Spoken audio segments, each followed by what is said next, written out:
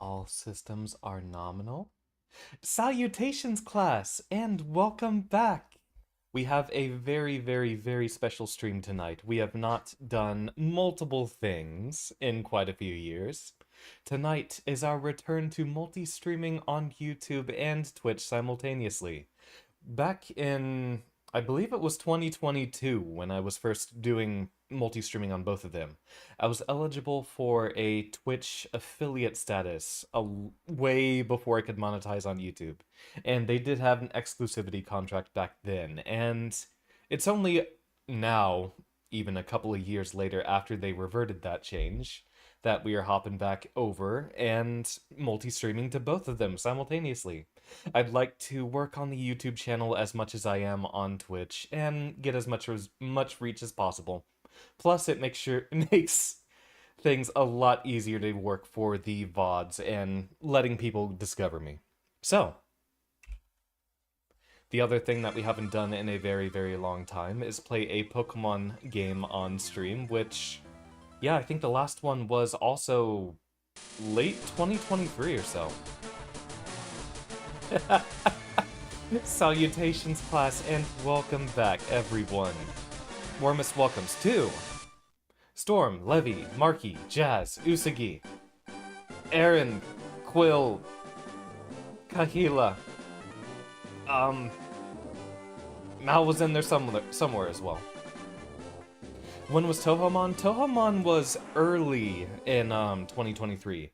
And then one of the more forgettable streams that we've had, in my opinion, was Pokemon Platinum in late 2023. I do have the VODs exported for that, but we went through the main story and kind of left that as is.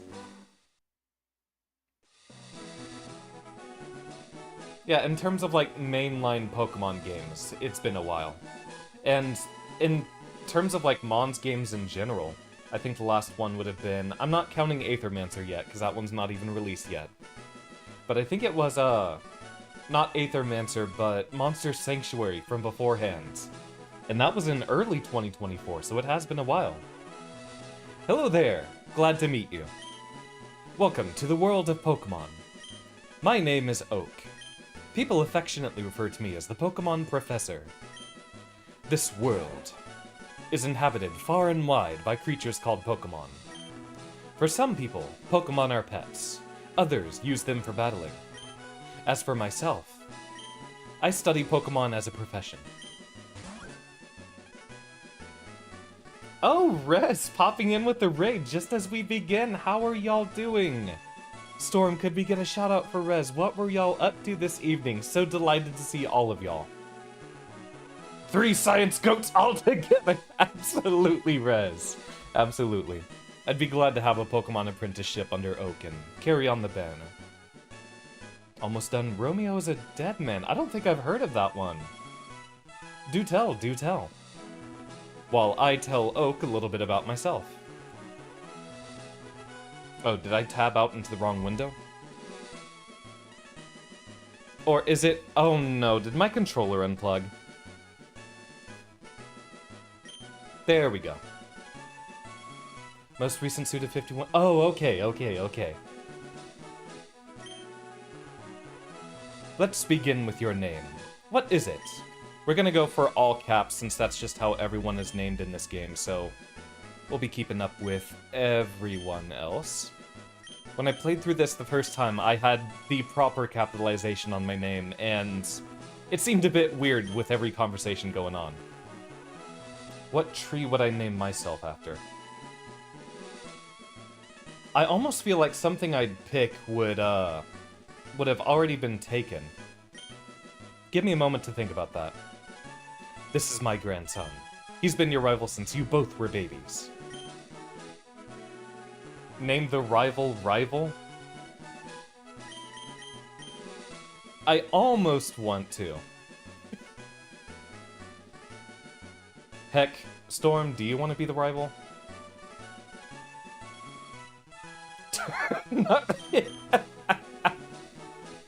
Professor Rubrum? What trees do I know that we haven't seen around? Do we have like a pine tree yet? Professor Pine seems like something that would have already been taken by now.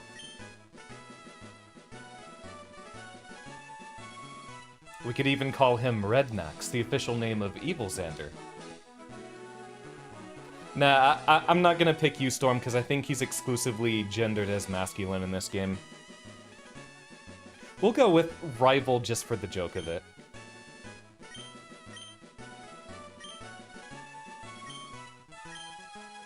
I don't remember his name, so I'm just gonna call him your rival. That's right. I remember now. His name is Rival. I'd like to go for Pine, because there was... I'll get to a little bit of the history in a moment afterward, through the dialogue. Xander, your very own Pokemon legend is about to unfold. A world of dreams and adventures with Pokemon awaits. Let's go! First things first, save the game the instant we get in. There's a different game file that is already saved. Overwrite all the testing stuff. Was it this game, or was it... I feel like there was at some point where they didn't let you overwrite the previous save unless you did a special button combination at the beginning. Did that start at Diamond and Pearl? Xanthoceras is a tree. That's a very, very good point, Marky. DS games, okay. So yeah, we still have our little safety net here. Right. All boys leave home someday. It said so on TV. Oh, yes, Professor Oak next door was looking for you. LR up X. I remember having to do that once. Which game was that? Oh, I think I was helping my sister with her Pokemon Pearl version, because she did... We used the action replay at some points, and she ended up using it irresponsibly and had to completely reset her save because it got broke at some point. You know those sections where you have a trainer following you? She used the walk-through walls cheat incorrectly, and it never got to unset her from considering someone following her. There's a movie on TV. 4 boys are walking on railroad tracks. I'd better go too. Ah, what the nostalgia hit. Yeah, I don't think I've played this game in 20 years, so...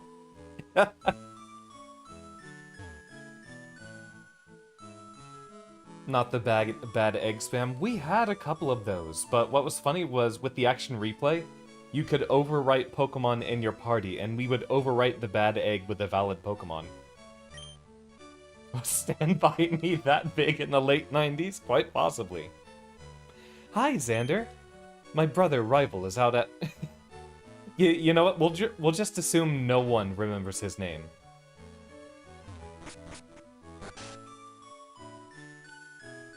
But yeah, on my trips out to visit the rest of my family in East Texas, pine trees as far as the eye could see, as well as sweet gums, funny enough. That was the other tree I was thinking of immediately. Just because if I try to think of something that isn't an oak or a sycamore, those are the ones I'm gonna remember. You lost your Pearl save to walk through walls? Okay! So we have multiple people who've had that experience. What? It's only Xander? Gramps isn't around. Oh, where is he? I study Pokemon as Professor Oak's aide. Right, I'm seeing the slow text already, so let's fix that immediately.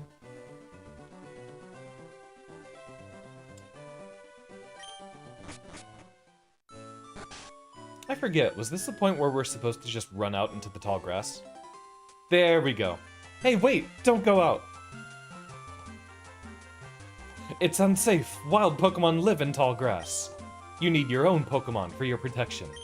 I know. Here, come with me.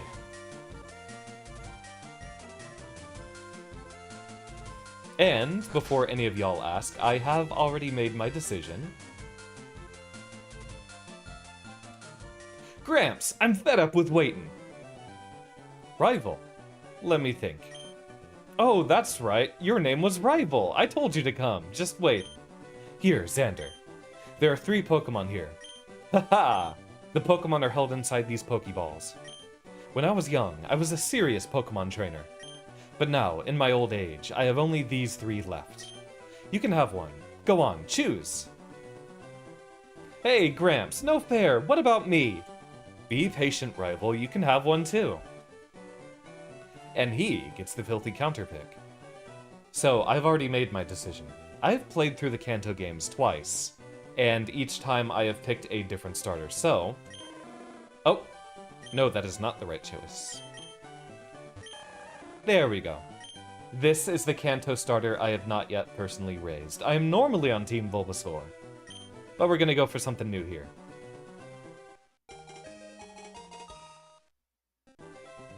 Do you want to give a nickname to this Squirtle? Oh, right! And we have to do that now, or wait until one of the cities about halfway through the game.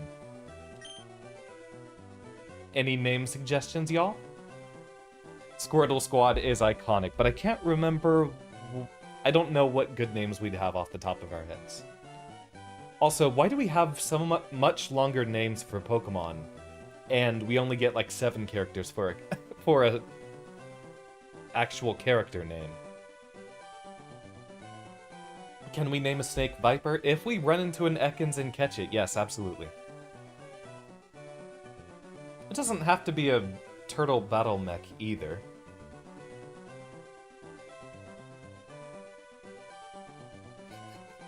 Okay, that's some interesting backstory, Levy, finding out the information on that oak tree. Forbid a child is called Bartholomew, Bartholomew and not Bart.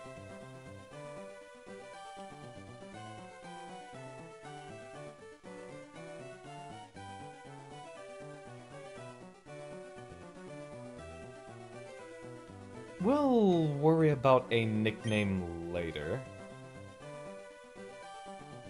Something good will come up another time.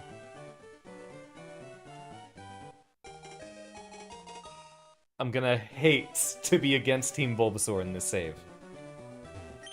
My Pokemon looks a lot tougher than yours.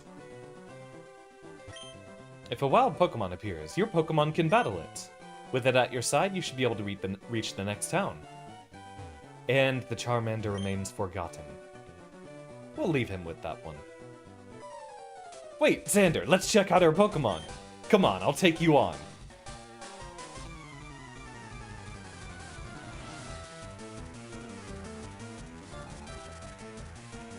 Striking his little cool poles. Rival, send out Bulbasaur. Oh, for Pete's sake, so pushy as always. Xander, you've never had a Pokemon battle before, have you? A Pokemon battle is when trainers pit their Pokemon against each other. The trainer that makes the other trainer's Pokemon faint by lowering their HP to 0 wins. But rather than talking to it, you'll learn more talking about it. You'll learn more from experience. Try battling and see for yourself. I think there is a Professor Spruce. There's also Rowan, Juniper. We already mentioned Oak and Sycamore. I can't remember how much attack we have correspondingly, but Squirtle has some pretty good defense, so probably lower attack. Let's start with a little defense lower. If this battle lasts longer than 3 turns, we've done the right thing. Lowering the foe's stats will put you at an advantage. Yeah. With that little bit of a defense drop, we'll be able to do a lot more damage each turn. Inflicting damage on the foe is the key to any battle. They tutorialized this game a lot compared to the others. I guess I don't remember too much since it was my first as well. We've landed 3 attacks and therefore we have already done more damage than if we just hit tackle from the beginning. And that should be the last one.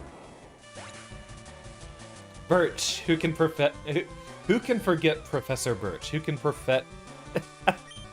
Mixing up my words here.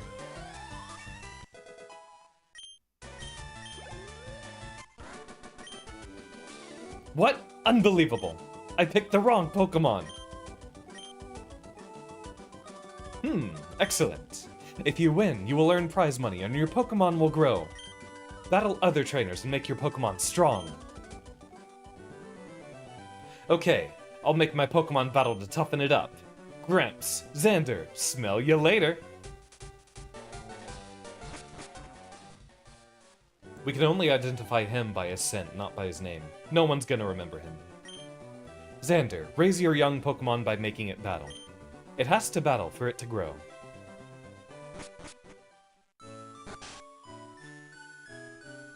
Yes, we already have the running shoes. I don't know what you're talking about. Xander, you should take a quick rest. I don't know if we auto-heal after that battle is done. And we've lost our chance to check otherwise. Important key item before we leave. Let's get that town map, shall we? Xander, I heard you had a battle against Rival. I wish I'd seen that. Can I, It's a big map of the Kanto region. Now this would be useful. Ah, we don't get it from you. Well, it looked like that would have been the situation.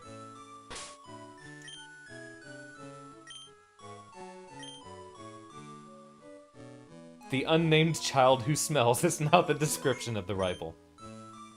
And he smells of being bad at Pokemon.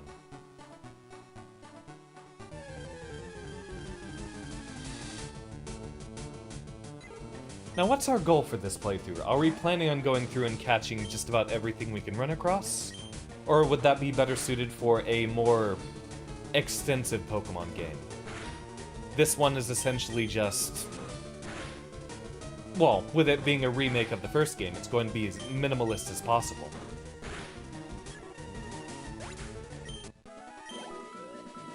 So we only really get battling and catching. We don't get to do contests or breeding as something until post-game. Please, visit us in Viridian City. I know, I'll give you a sample. Here you go. We do have both the pools to catch stuff available, because this is a very normal playthrough of Pokemon FireRed. And not at all enhanced for a better experience.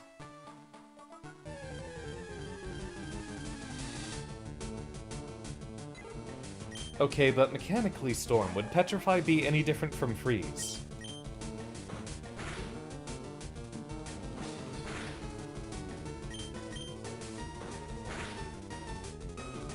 A Rock-type status effect would be really cool, though.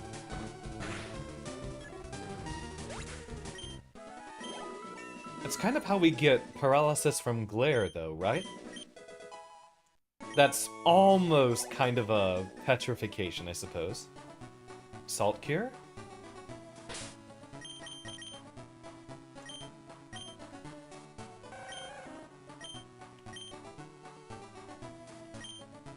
Timid nature. Oh, this can work very, very well for us.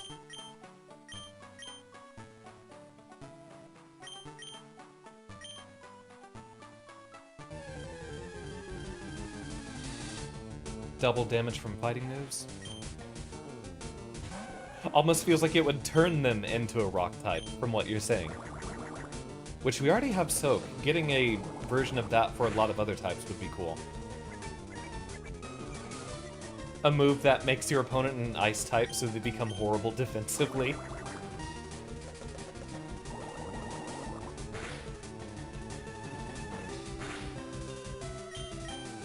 I forget, Bubble is only 20 base power, right? So that might end up being a lot weaker than Tackle.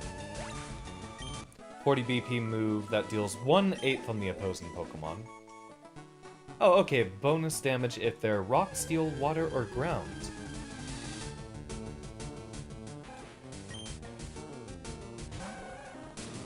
$30 because of stab, okay.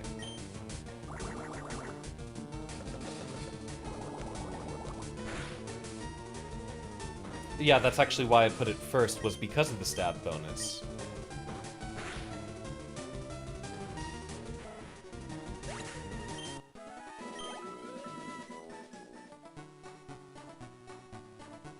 Howdy, Blake, going off the username. The overbite and the square thick glasses. Hey, I appreciate that, trust me. I was a huge Pokemon nerd when I was way younger, and, well, I've been hearing good things about the newer games, so I'm not entirely opposed to picking up some of the new ones. Though, we are past the point of me having the hardware to access a lot of it.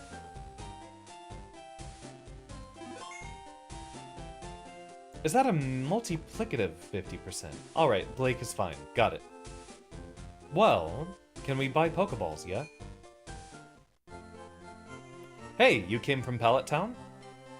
How'd you recognize me? You know Professor Oak, right? His order came in. Can I get you to take it to him? I mean, sure, if you'd pay me. I'll take some free Pokeballs. And we can't even buy anything yet. There has to be a Professor Cedar. There's no way that one's not taken yet.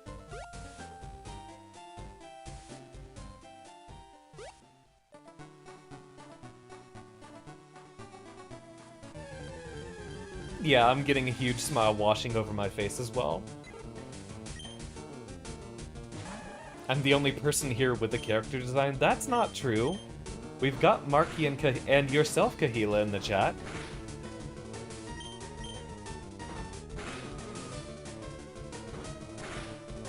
Y'all have character designs. In-game. Okay, okay. That is true.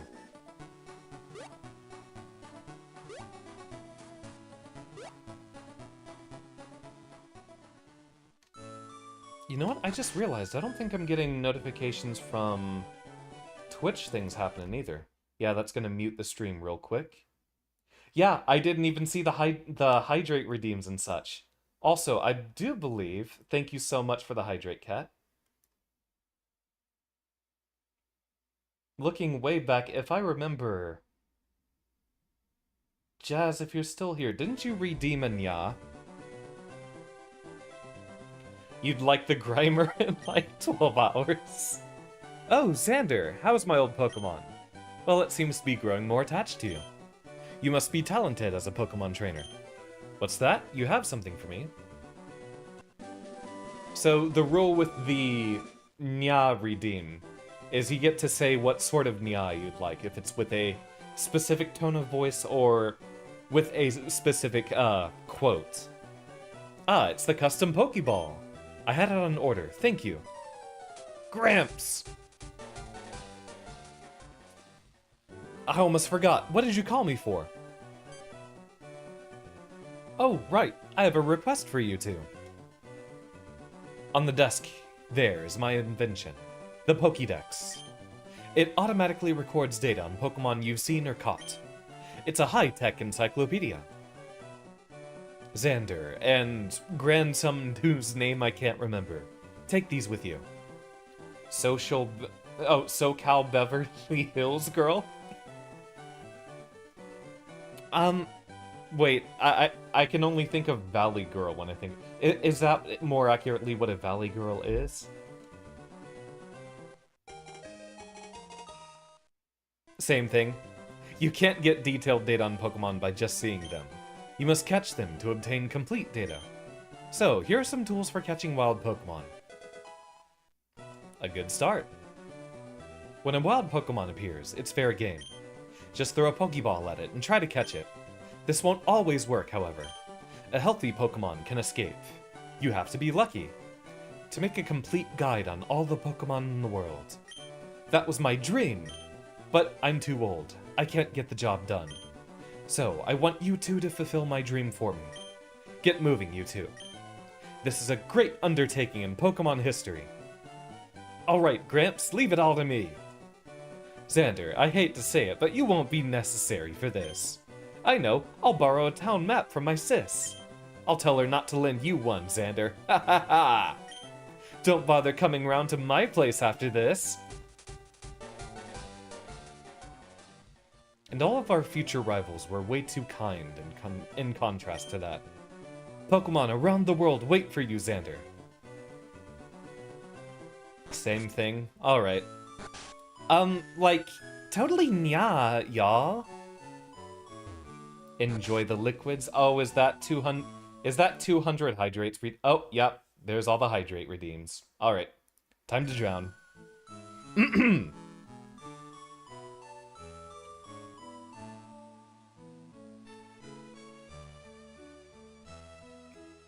Ah. And you know, with a bit of extra honey in that peppermint tea, that was a lot less grueling than it is usually. Grandpa asked you to run an errand. Gee, that's lazy of him. Here, this will help you.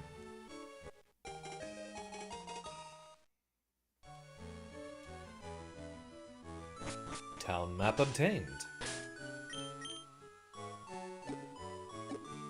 I always liked the UI for the bag in the GBA games.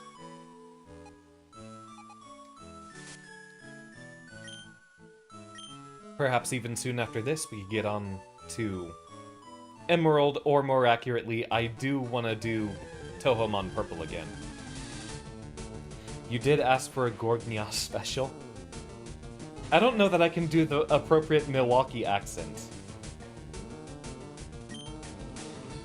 But I'll try. Give him the old Gorgnia special. I don't know that I can speak exactly with that little slur that Viper has. Yeah, I don't have that... I have a different ASMR-worthy voice, but I don't have that Milwaukee prison escapee kind of voice. I'd be willing to try Emerald Kaizo. So, one of the reasons I stopped with Pokemon streams for a while was kind of having a falling out with the newer generations, not necessarily even the Pokemon themselves. But I'm gonna be honest with y'all. I was so burned by Dexit just conceptually that I'm like, I'm never touching a new Pokemon game until they change this. Last full generation I played was 7. Also, I'm mostly going to hold off on catching every single Pokemon we run into for now.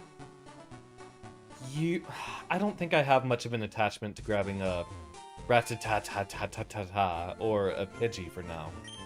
But I do want to see if we can get something from Viridian Forest, especially a Pikachu. You've been thinking of getting a soundboard so you can have the old Gorgon special as a soundboard because it's your favorite line. It is really, really good. Ratatatatter. Yeah, it's like, yeah, over towards the back here.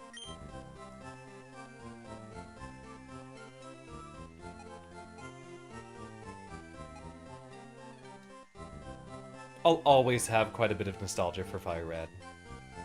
Yeah, I didn't start with the official first games, but I started with the remakes. These Pokeballs at your waist. You have Pokemon, don't you? Well, singular. It's great that you can carry and use Pokemon anytime, anywhere. The one that gets me out of Viper's lines has got to be the, "It's more fun than a Philadelphia prison riot," or something like that.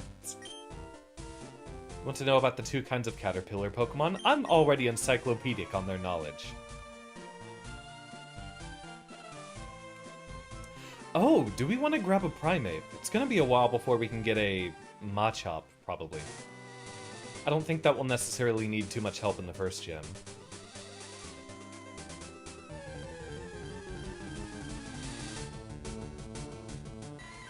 I think Redicate's a decent HM, buddy. Yeah, no Annihilate.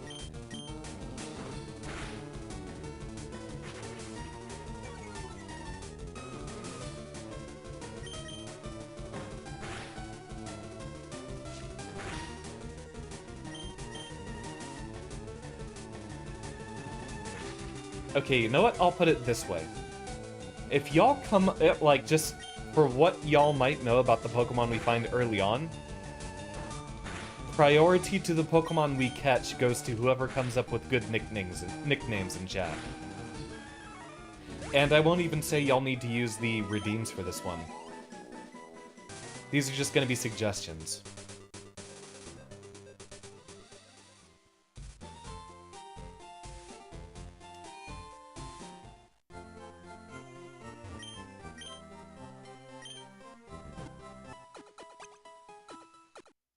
So 5 Pokeballs, we gotta use them wisely.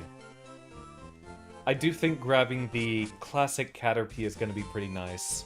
I mean, I do have a weakness for Butterfree. Compound Ice Sleep Powder is something you can't go wrong with. Well, now I've had my coffee and that's what I need to get going. What is that red box you have? So you're working on your Pokédex. Then let me give you a word of advice. Whenever you catch a Pokemon, the Pokédex automatically updates its data. You don't know how to catch a Pokemon? I suppose I'd better show you then.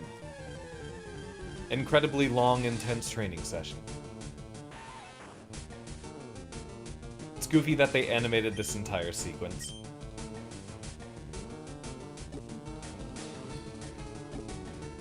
You know what, while he does this, I'm just gonna go grab a refill on tea. I'm not even gonna stop stream for that.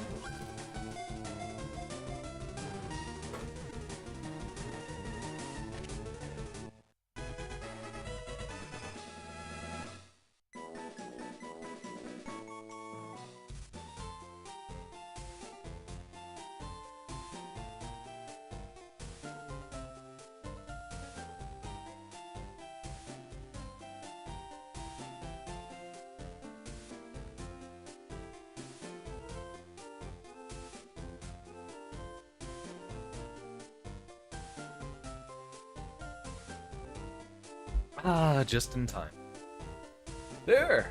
Now tell me, that was educational, was it not? And here, take this too. Man just hands you a TV. If there's something you don't understand, watch that. It will teach you about the basics of being a Pokemon trainer. Ekans on Route 4, I think that's right after we get through with the Rock Gym, right? This Pokemon gym is always closed. I wonder who the leader is. And we're never given a description either.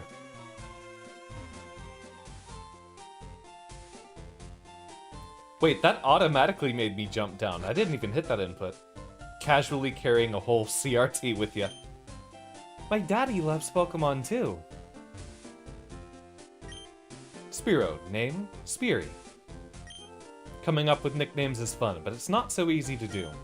Clever names are nice, but simple names are easy to remember. That's not the name raider. I forget which town has it in this one.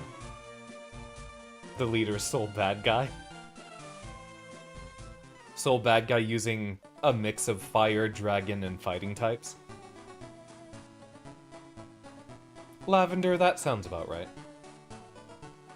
Alright, y'all know the first thing I need as an electric-type lover is a Pikachu. Are you going to Viridian Forest? It's a natural maze in there. Be careful you don't get lost. Rattata may be small, but don't underestimate its wicked bite. Have you caught one already? His ace is just him dragon installing and fighting you himself. Well, fighting your Pokemon. Just like good old Drayden and Gen 5 wrestling with his dragon Pokemon to train them.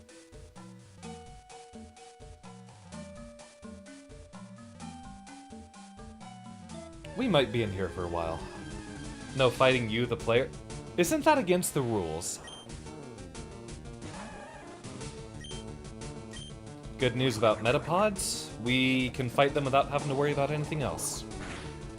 Terra Dragon. Exactly.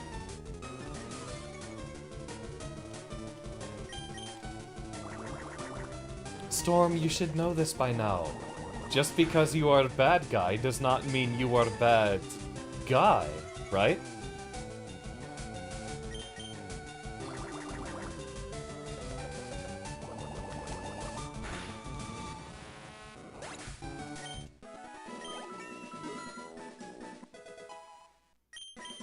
I forget when our next good move shows up.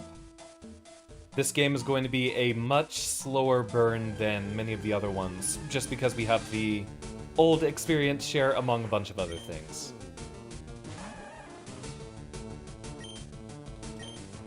Oh, I will take that Hydrate, Cam Gaming. A bit late on the notification. I have a lot more things to look at now on stream.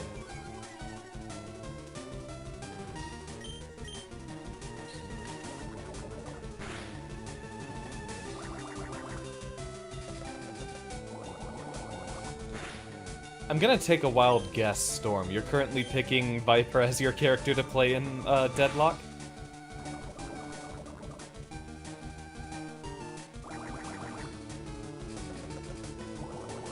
That little ominous pause after the poison sting hits when you know it's lining up that poison animation. Maybe a couple of antidotes wouldn't hurt.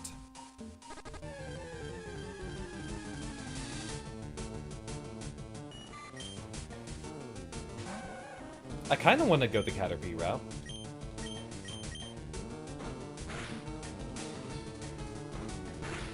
We are not heading to the next gym until we have a Pikachu. That's for sure, for certain.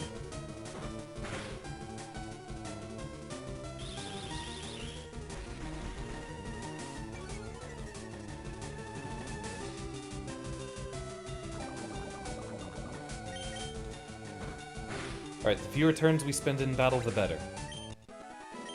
With the 5% encounter rate, I'm willing to sit here for that.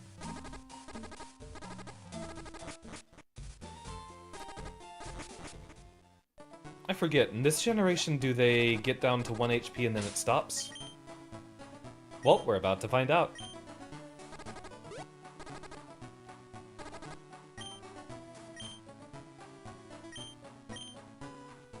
You're kidding me. Okay, well.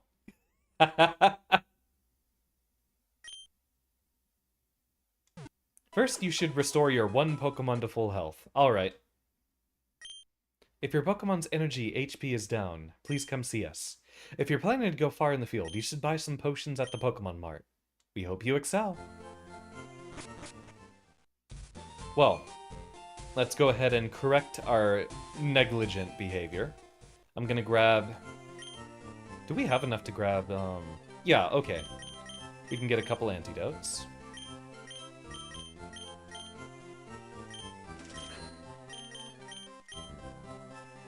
Yeah, we'll be out for a while, so grab some potions as well.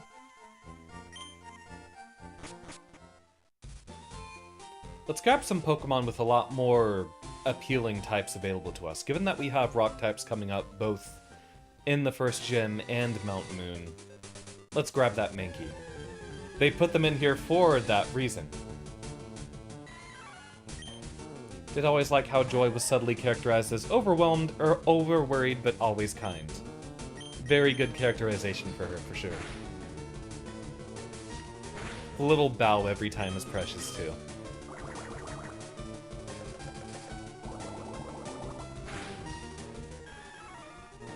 Okay, never mind, I guess we're not getting that one. If you went to a Pokemon Center after 9 PM, she would say, "My, should you be out so late?" I've been wanting to play Heart Gold and Soul Silver as well, too. I think going back to those would be way better than Platinum.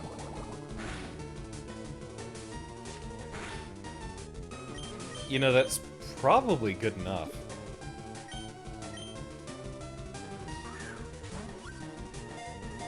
If you think the Viper names are bad, Storm, you should see the ones for Celeste.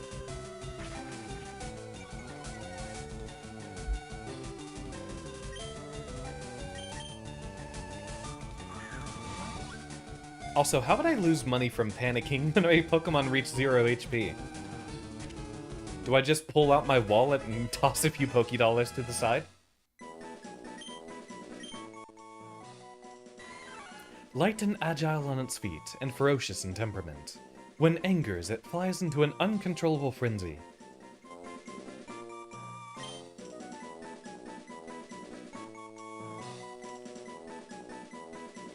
Oh, these are more normal? Okay, I haven't played Viper in a while.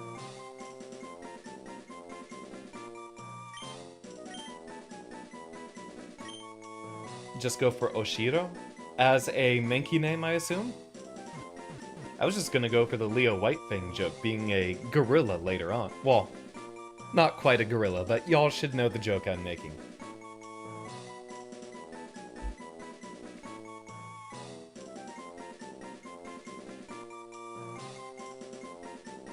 Yeah, but we don't have enough space for Leo Whitefang. Oshiro? Is that supposed to be a pun of Oshi and Shiro? My shining Oshi?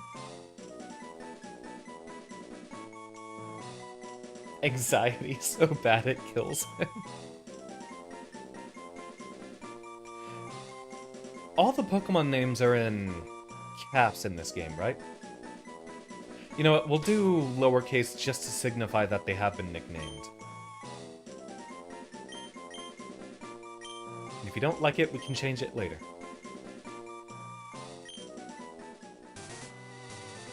Just like how we gotta figure out with Squirtle, too.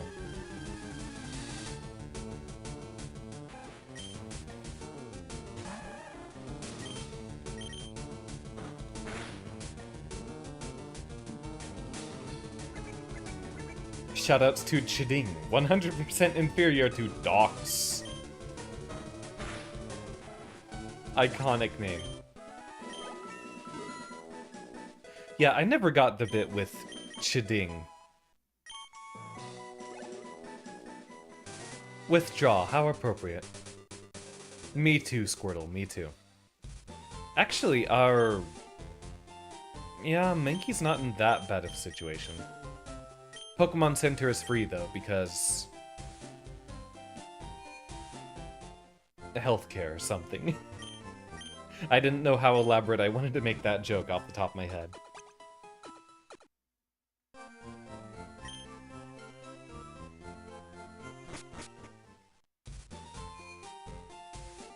Alright, since there's gonna be some normal types here, and I don't think we had Pidgeys in this section. We don't have a fighting type move yet, do we? Yeah, no, it's just Scratch and Leer.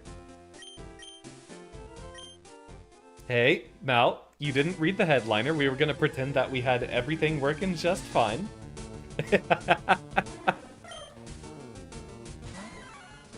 I guess it doesn't matter that we'd be fighting normal types anyway. If we don't have a karate chop yet to use.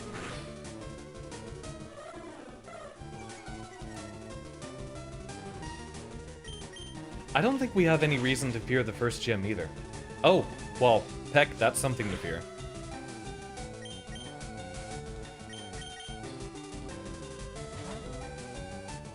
No worries, Kahila. We'll still be here.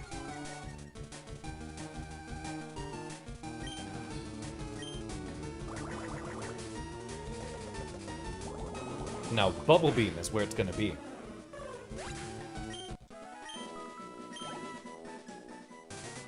Yeah, that's gonna give us very, very little experience. I suppose we're gonna end up having to do a lot of grinding to get through here.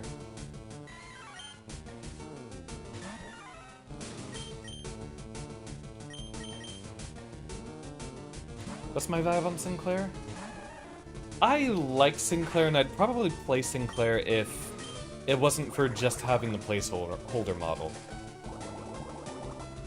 A lot of characters I would like to play for flavor, aesthetics, and personality on top of everything else.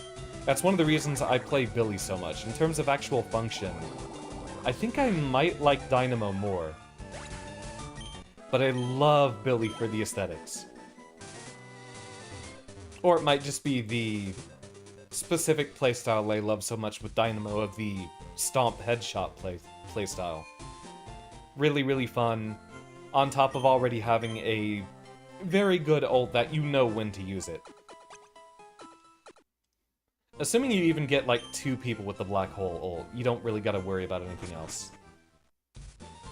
There's even some fan models for Sinclair already. Low kick at 9, chop at 15. So we got a ways to go.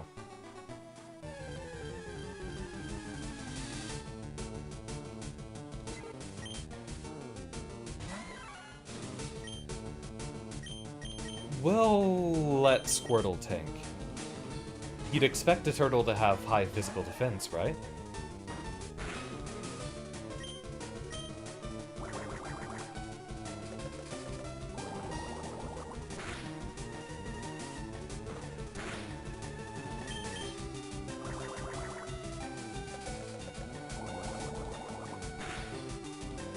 I suppose at this rate it wouldn't be a bad idea to start Digimon Time Stranger as well.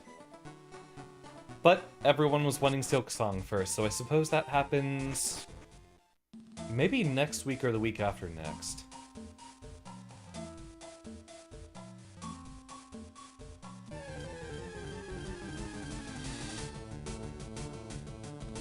I do have room to do a big stream for y'all on Sunday night, but I haven't figured out what I'd want to do with that yet.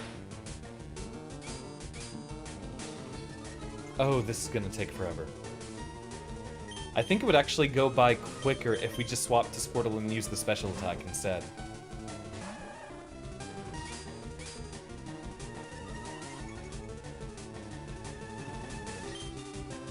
Always struck me as humorous how, when you find them already evolved, they only have Harden, but if you grab a Caterpie or a Weedle and level them up, then they still have their attacks? It was like that in the old games as well. I don't know why they wouldn't program the Pupa Pokemon to also have the attacks that you know they're going to have if you train them yourself. I was throwing Pokeballs to catch Pokemon, and I ran out.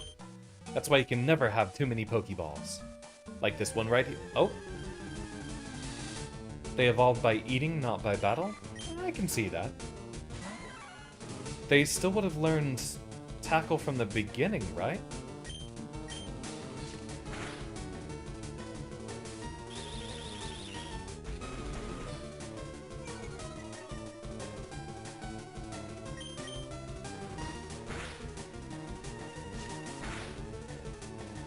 For the first couple of battles when I was very, very first playing this game, I didn't know what the stat drops meant entirely in context. I was worried they might have been permanent. Or at least until you went to like a Pokemon Center or something like that. It was only by like the second gym that I realized, oh, that's not the case.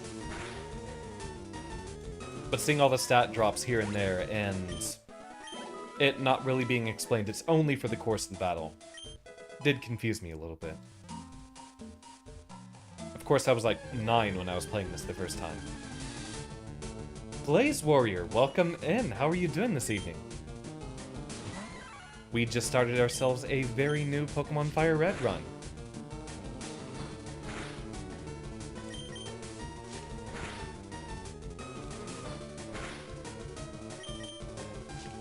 I'm trying to grind ourselves up a Mankey while looking around for a Pikachu, as I always have to have an electric type to run with. And as far as the first generation goes, I don't really have much of an attachment to Magnemite, Voltorb. Electabuzz is pretty cool.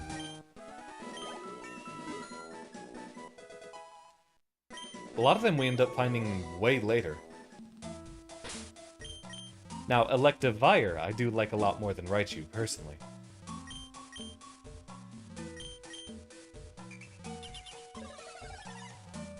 Another thing I don't think we got in any future generation was the Pokemon approaching or retreating when you gave them an item.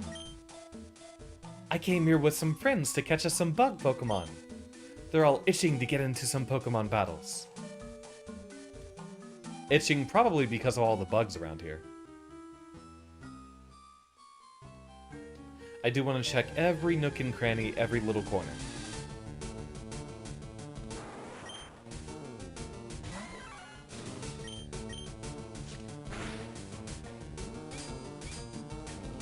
And again, with Kakuna having so much defense, it's better if we don't use physical attacks against them. Trying to join the more voice acting class. Hope I've been doing well, and I hope this year's been very well for you. It's only the first couple months in. It's been rough, but it is getting better. I wouldn't say that so far it's been very well, but it is slowly getting better. The holidays end up being very, very busy for me. And now that that's been over, I'm back to doing a lot of cool streaming.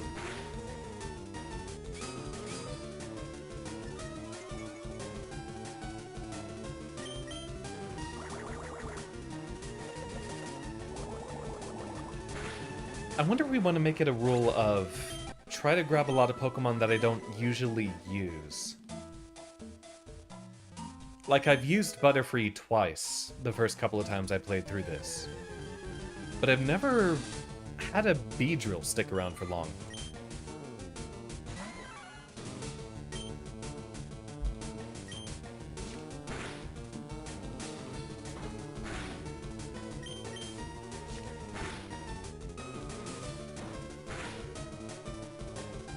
Yeah, this is gonna go a lot easier once we're a few levels up. The earlier generations were way more grindy, weren't they?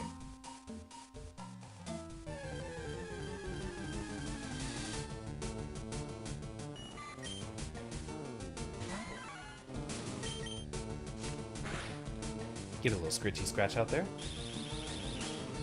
It's also the reason that Beedrill is an offensive Pokemon without moves or stats.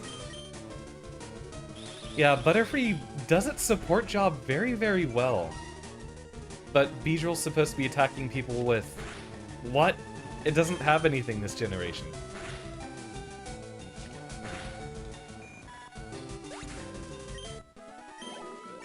Honestly, Storm, be glad it hasn't been Calico. Though, maybe Calico isn't so much of an issue in Street Brawl. She's an absolute monster in the regular mode. Nothing going up that way. Yeah, Twin Needle's our only option.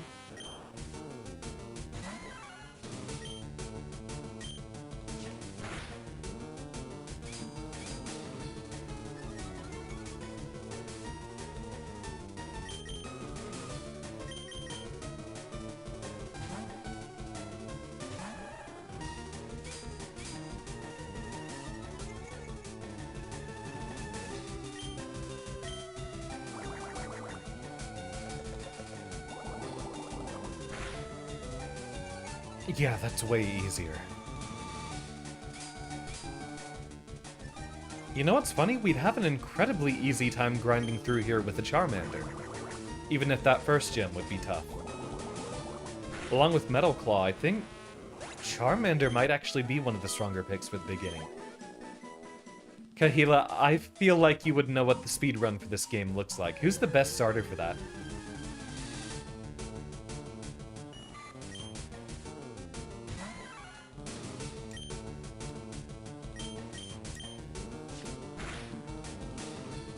What are the issues in question, Kahila? It implies that Jinx, Mr. Mime, and Kadabra are... I knew about Kadabra, but Mr. Mime and Jinx are weird. Hey, looks like I picked the right option then.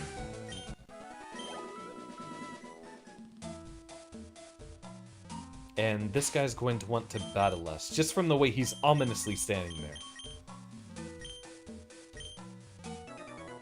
Yep. Hey, you have Pokemon. Come on. Come on, let's battle them. Were there even any trainers on the earlier routes before here?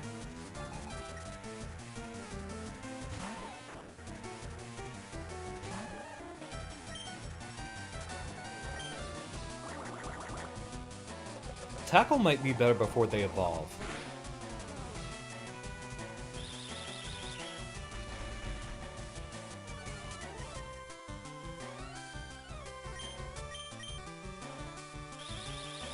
See which one does more damage.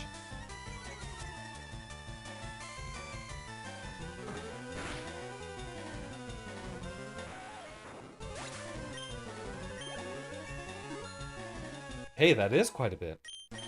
Okay, so we do want to see if we can save a few Pokemon for our... yeah, a few trainer battles for our other Pokemon. Taking voice acting lessons, and you're getting better at acting and your voice. Delighted to hear that. Make sure you don't strain yourself too hard. There's a reason I'm always using peppermint tea with honey every time I stream.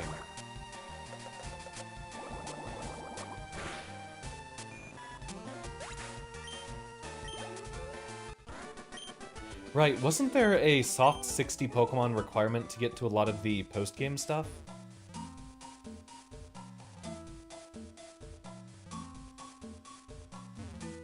Trainer tips. Contact Professor Oak via PC to get your Pokédex evaluated.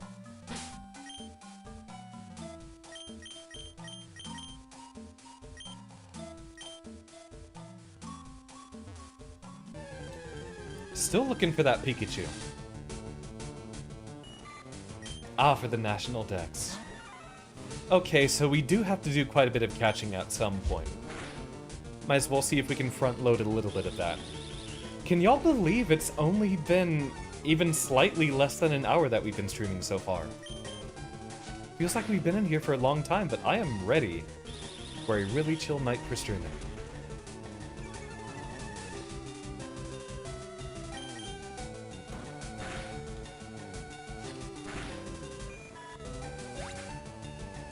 Voice acting's fun, Blaze. I used to do a lot of voice acting on this channel, but eventually that became a bit of a strain. Also, whenever I'd go back to listen to myself again, it felt really uncanny.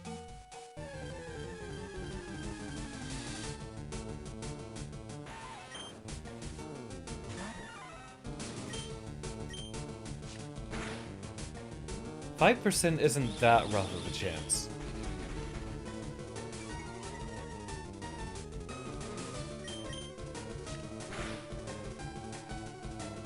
How are we expected to grind for money, by the way? We don't get the Versus Seeker for, or the VS Seeker for a while, do we?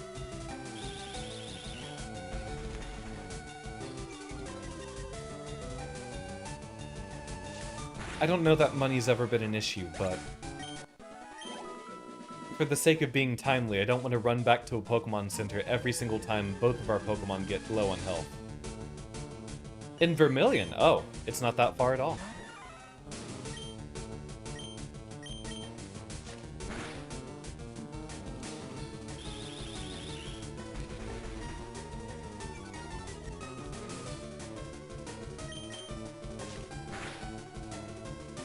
I also take it you have some experience with Peak Asprey's channel on YouTube, right, Kahila? I do enjoy the soft lock picking series. Lots of try to make this game as unwinnable as possible with really, really obtuse strategies.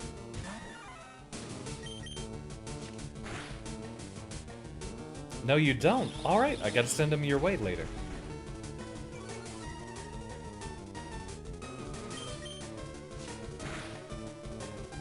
I think it's the same guy who does both Toho and Pokemon contents, with similar names on both channels, but he doesn't seem to have much of his branding referencing both of them.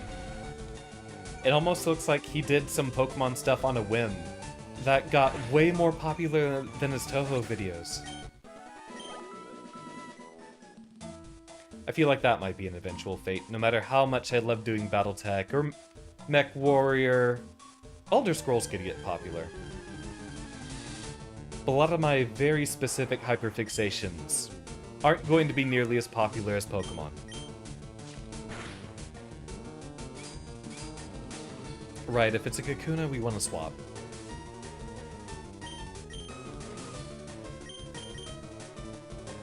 Yeah, well, I wouldn't say it was too niche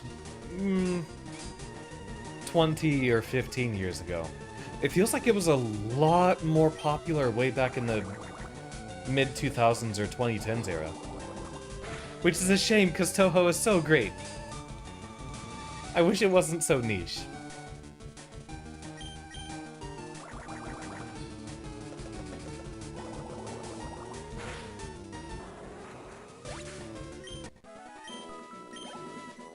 That's why I even put Toho games in, because I'm wanting to expose all my friends to the glory of Toho.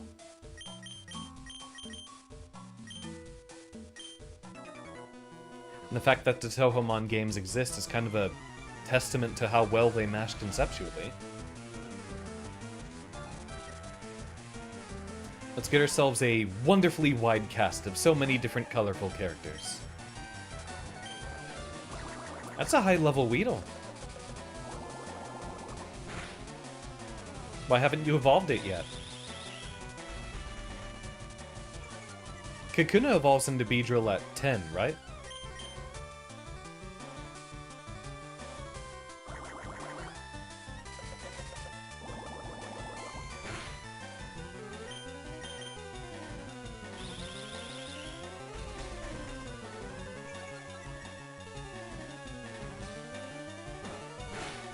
You know, for as many friends as I know who have familiarity with things like Undertale and Deltarune, but aren't Toho fans, that feels a little weird. everyone has their favorite Scrimblow in all 3 series. Very, very true. I wonder at this point what's gotten more popular, Undertale or Toho? Toho has way more history behind it, but... Do you know the evolution cancel technique? When a Pokemon is evolving, you can stop the process. It's a technique for raising Pokemon the way they are. Many Pokemon live only in forests and caves. You need to be persistent and look everywhere to get different kinds. Have you noticed the skinny trees on the roadside? They can be cut down by a special Pokemon move, I hear. Western appeal versus Japanese appeal. Yeah, I figured that. It's kind of saddening to hear that.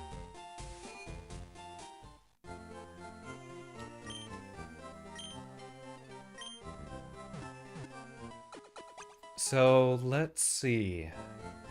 We are going to want an HM buddy.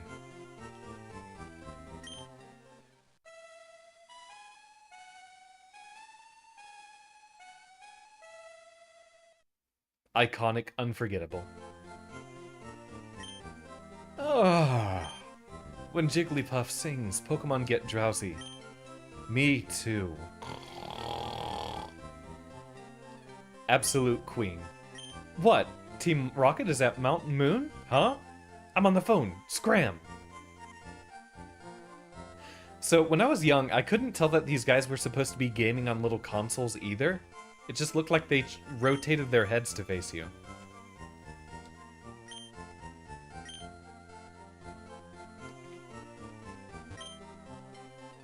But yeah, they're supposed to be looking at little Game Boys that they got. GBAs in their hands. Well, we do want to grab a Pikachu. We also need someone who can cut for us. What were the HM orders? We need cut, we need rock smash. Used to think they had giant cups of coffee. I could go for one of those right about now.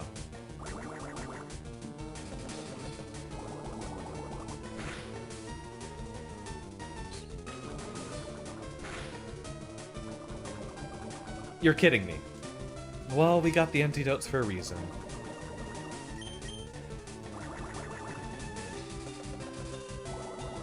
Did y'all know, if you do the math, like, a fifth of all Pokemon in Kanto are poison types. Just because they have so many grass and poisons as well as bug and poisons.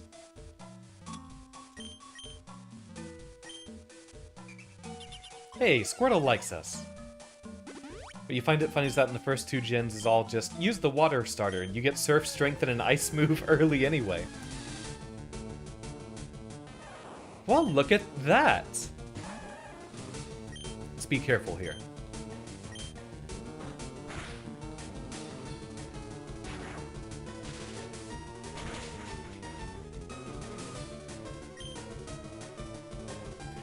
Let's see.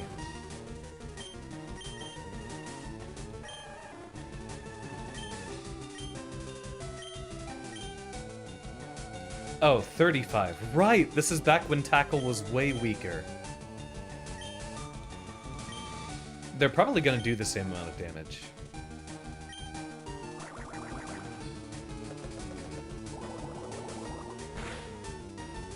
Yes!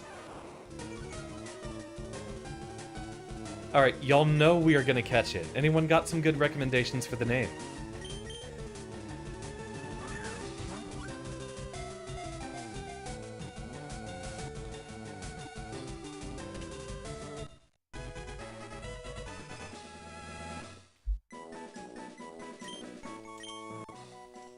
I almost want to name them after Tohos, like that being a Nazarene would be cute. It has small electric sacs on both its cheeks. If threatened, it loses electric charges from the sacs. Ampere, that is very, very cute. Good selection. Good suggestion, Marky. We're not doing the deadlock run yet, Storm. Maybe in the future.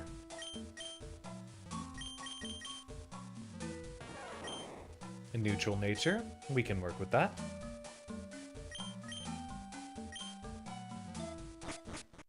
Now we need to find some birds to practice on.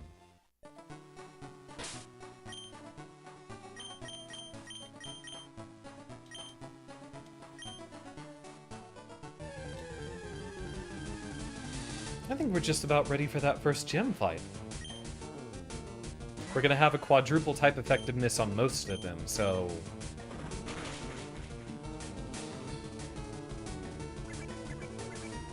Viper deadlock.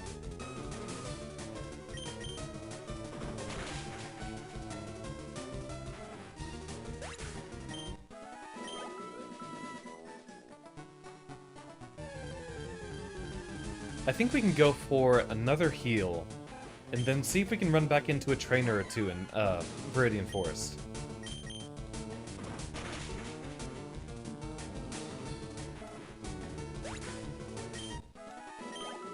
A Kanto 0.8? Are you talking about the pre-release versions of Red and Blue, or what do you specifically mean, Kayla?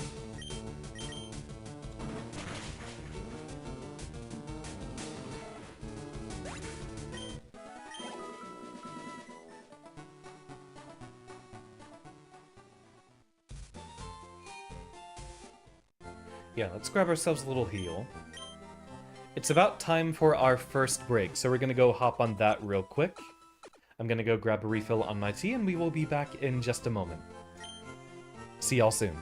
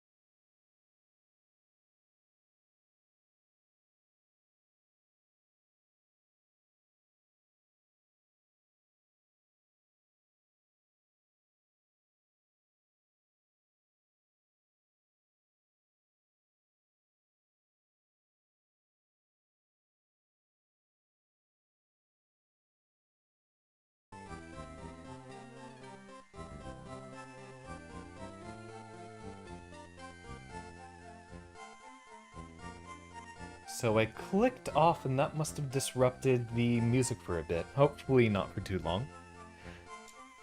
That, sound quality on these old GBA games can sometimes be a bit of a jump scare.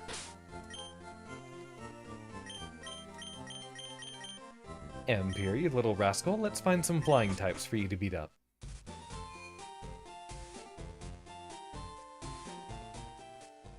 If only we could choose which Pokemon to start a wild battle with. Like, just freely picking.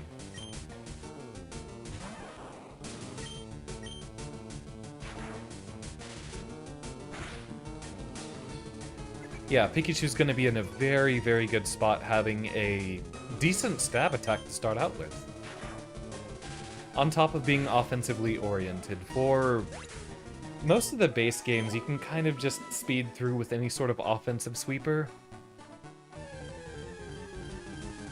One of the reasons Infernape was so good in Gen 4 was you had so many different types of attacks you could use. And just blow through everything.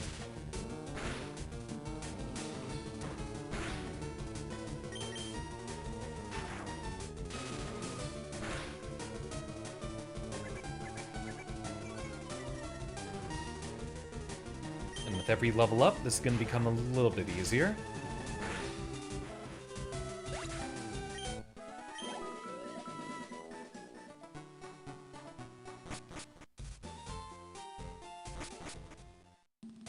Doduo Farfetch'd Infero?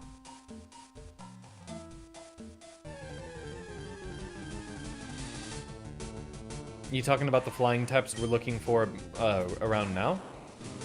We found some Fearos earlier. There's also Pidgeys this early on.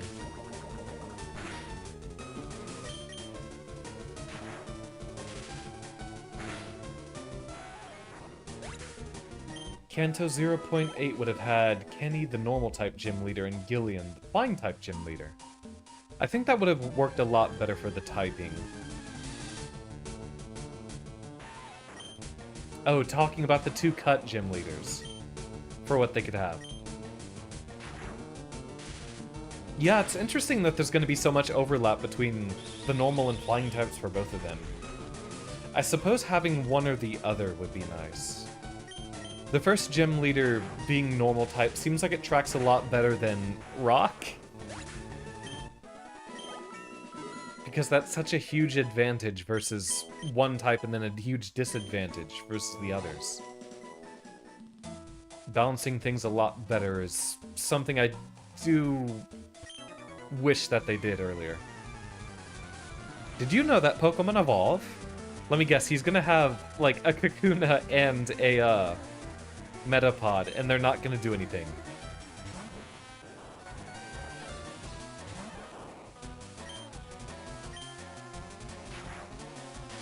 Yeah, he's gonna be so proud of his evolved Pokemon, but they're not gonna have the attacking moves. Speaking of being attacked, we have a Skrunko joining us this evening. Ah!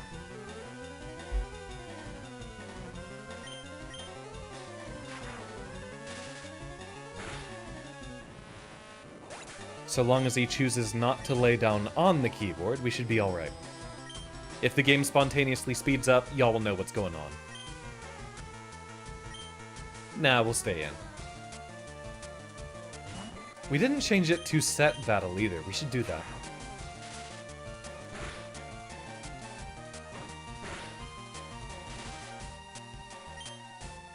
I forget where the EXP share comes in.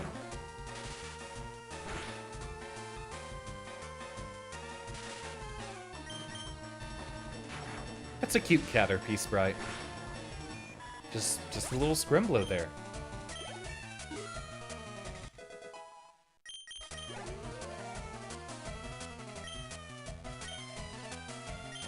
We'll swap over to Mankey, who's gonna need a little bit more help.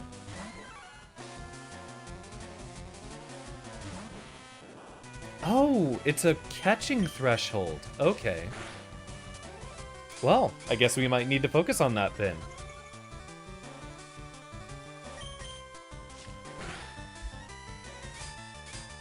let me know, y'all. Do y'all want to take this as a slow burn kind of stream?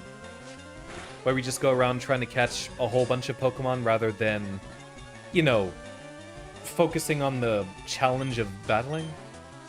That's how I usually go through a lot of these games. I'll go through at the pacing I'd expect to grab the main 6 or so Pokemon that I'd end up using throughout the whole run. And just trying to focus on leveling up those rather than catching everything I see.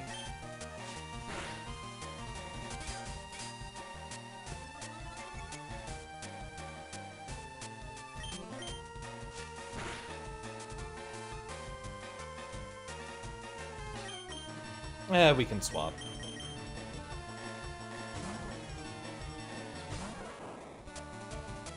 It's gonna take too long otherwise. Yeah, the compound ice sleep powder is so incredibly powerful. It's funny that it still doesn't come out to be a perfectly accurate 100%, right? Oh, I lost! Though, in this game, are the dice rolls done in terms of, like, bits, like what they were in the very, very first game? Because in the original Red and Blue, it was done with, like, a, what is it, 8-bit dice roll? Yeah, it comes out to, like, 97 point something %. But I don't know if this game uses the actual percentages. Yeah, multiplicatively.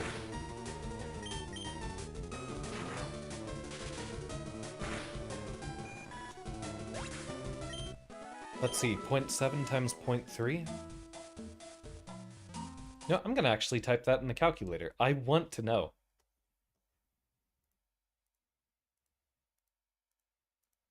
Wait, no, it's 0.75, right? 0.75 times 0.3. 0.225? Yeah, that would come out to a 97.5 accuracy. So it still has a very, very small chance to miss.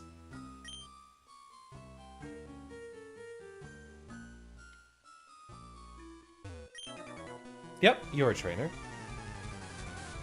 Gonna see if we can fight every one of them that we run into while we're this early on.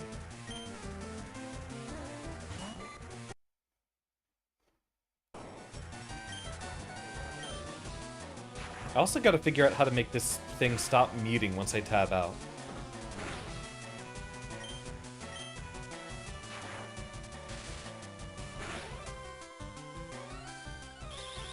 Missed twice versus Metagross. That's gotta be painful.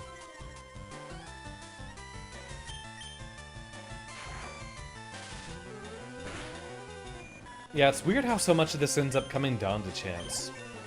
I mean, yeah, that's a big part about the skill of a lot of these kinds of games, is weighing the chances that you have.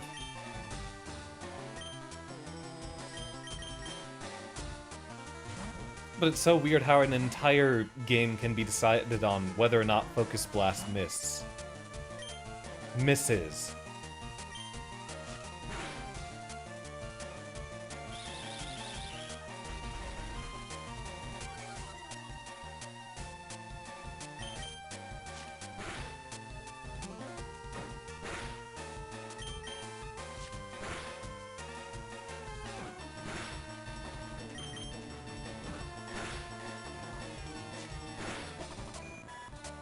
You know what I've also never done before? A Nuzlocke.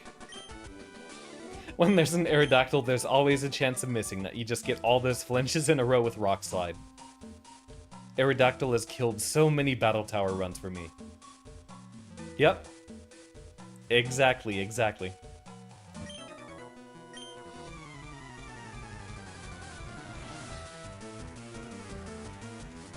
You can't gem out if you're a Pokemon trainer, he says. Whatever he means by that.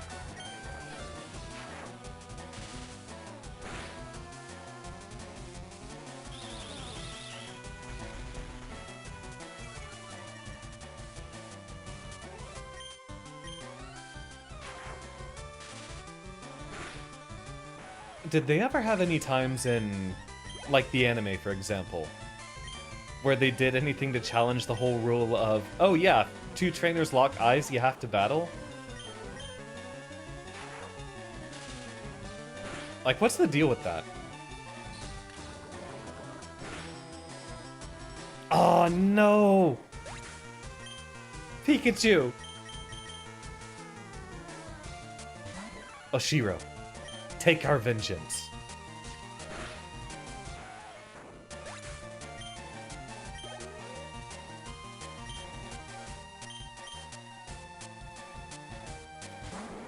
We probably should have used Squirtle, but we'll take that level up.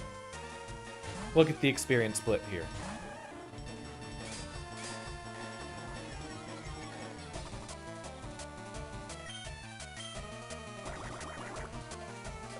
When do we get Bubble Beam? That's going to be a huge power spike for us. I speak of power spikes because I've been playing too much Deadlock lately.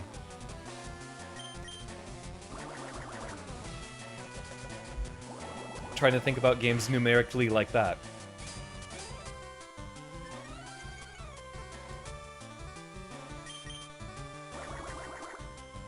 I think my Battle Tower runs on Omega Ruby or Battle Myson. It's still going on in Omega Ruby Alpha Sapphire. The sad news is, I have no idea where those games are at this point. I know where my 3DS is, and it still needs a couple of repairs. But there's a lot of games I don't know where they've gone. If I myself could have any one Pokemon move, what would it be?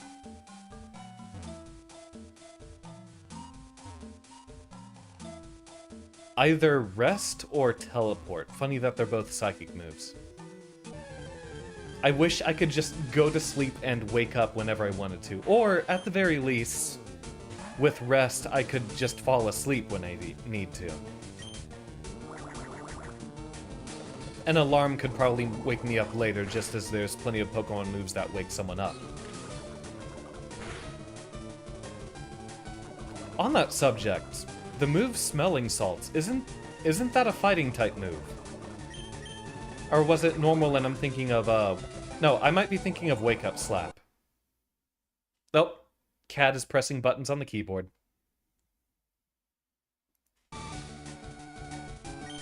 That doesn't even pause the emulation, so I wonder why that mutes the sound.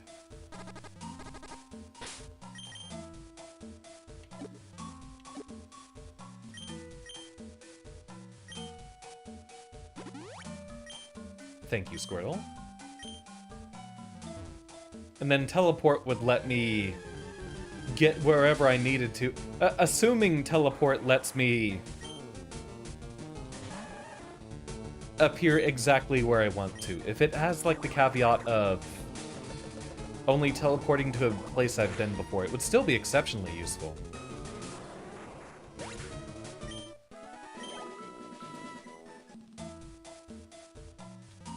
As powerful as so many other moves would be in a vacuum. The thing you gotta think about a lot of these superpower questions is what else they would imply.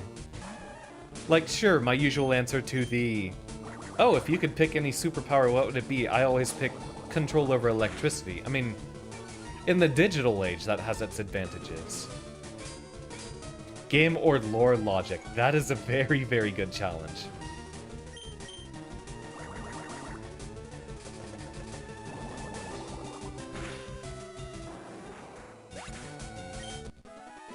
But some of these superpowers are only more useful in the context of the worlds they come from. Like, you pick something like My Hero Academia, and sure, everyone's got some superpowers, so it would be great to have a superpower too.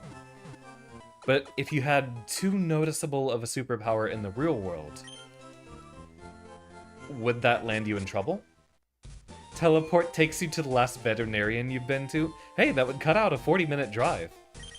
That ain't bad, though I don't do that often enough.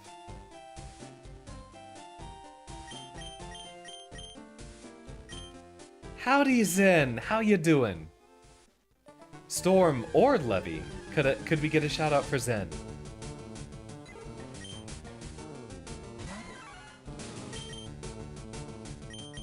You know, I think our squad might be high enough level to at least try the gym challenge. Deadlocking. Well, Levy, could we get a shout out then? Thank you, thank you. How have you been, buddy? Yeah, my sleep is also messed up from daylight savings. You know, something I've thought about, Zen. I've been looking to expand my reach on the streaming front.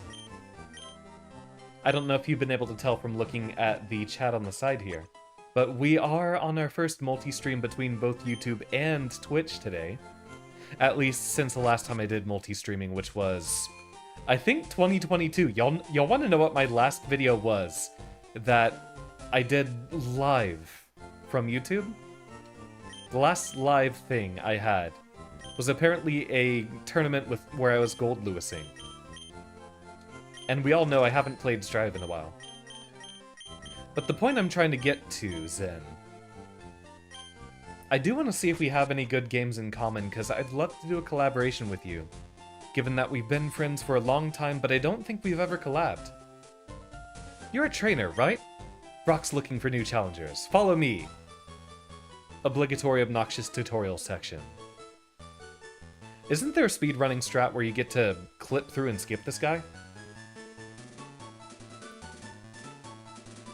Fighting games is a very good answer, but the unfortunate news I want to keep secret is I also have quite a few Neptunia games in my library. If you have the right stuff, go take on Brock.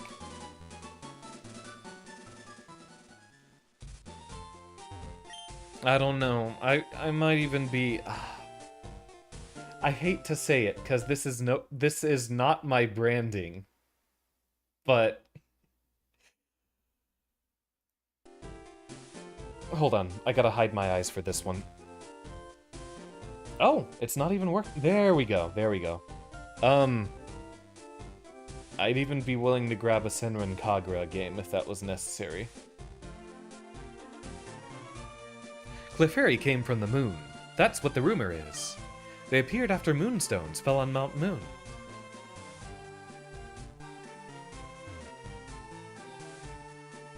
Fighting games would be great, though. I gotta reach out to a lot of friends that I haven't collabed with before.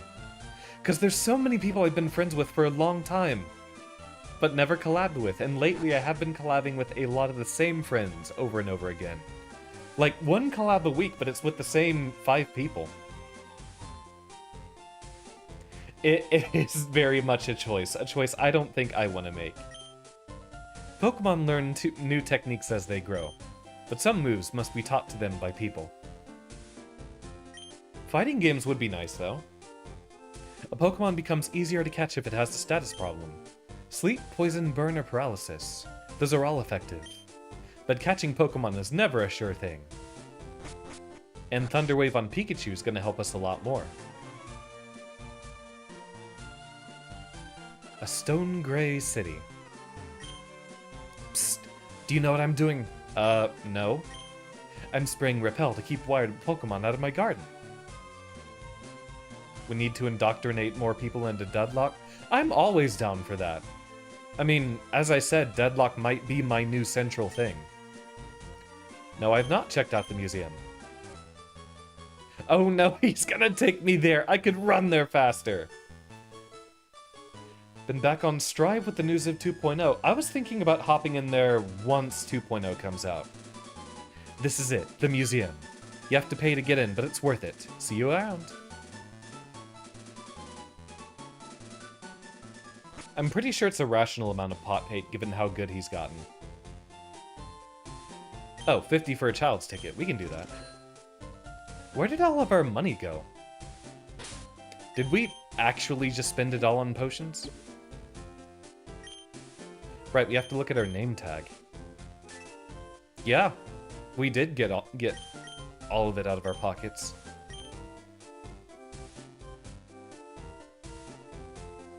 Only 3 on the Pokédex, so I guess we do gotta go looking for more. And catching. It's so cool that they have the fossil icons here. Those are the actual same poses that the actual Pokemon sprites are in, right? Potion seller. Fought a pot and diamond who, if you may be blunt, was really bad in and you were malding super hard. Or was the Potemkin malding super hard? This month we're running a space exhibit. I wonder if this has anything to do with all the space-themed stuff in Ruby, Sapphire, and Emerald. July 20th, 1969. Humankind first set foot on the moon that day. I bought a color TV just so I could watch that news. A meteorite that fell on Mount Moon. It is thought to be a moonstone. Moonstone, huh? What's so special about it? Looks like an ordinary rock to me. You were mixing them hard and mad they even got up to that level. I should be grateful for my long life. Never did I think that I would get to see the bones of a dragon. Aerodactyl's almost there. Ooh, do we want to go all the way out to try to grab a Dratini? We could spend forever in the Safari Zone. I know there's a lot of mons there that I want. Space Shuttle is very important. Is a very important text box, yes. Peter Pokemon Gym, Leader Brock. Winning trainers, unnamed rival. Hiya, do you want to dream big? Do we use the Spamton voice for this? Do you dare to dream of becoming the Pokemon champ? I'm no trainer, but I can advise you on how to win. Let me take you to the top. Alright, let's get happening. The first Pokemon out in the match is at the left of the Pokemon list. By changing the order of Pokemon, you may gain an advantage. Try different orders to suit your opponent's party. Winning trainer redacted. I wouldn't mind popping in some Strive once 2.0 hits in. I feel like we fought once, but we never ran into each other in tournament, did we? I know we've always hung around the same circles and always had the same friends, but have we fought? Alright, we'll leave Squirtle as the ace in the hole, and we've only got one trainer in a way. Stop right there, kid. You're 10,000 light years from facing Brock.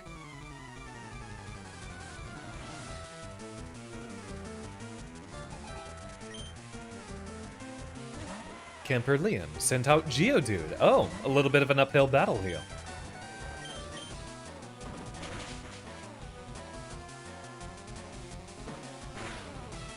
We'll be fine.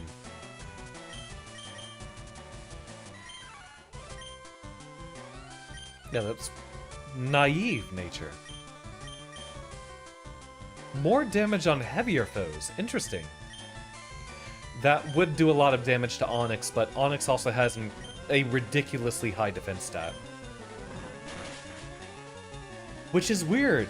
Like, Onix having such a low base stat total, despite the fact that it is such a huge Pokemon. That's always been one of the biggest oddities. Like, if I could go back and change some things about the first generation. One, it would be a lot of the Pokemon type redundancies. Two, it would definitely be making Onix a lot more balanced, stat-wise. Like, it's fast, but it has less attack than a Butterfree.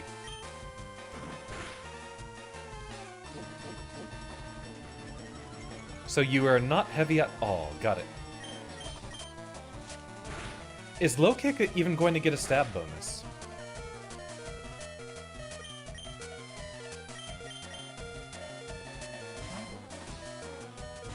We might have a little bit of grinding we want to do.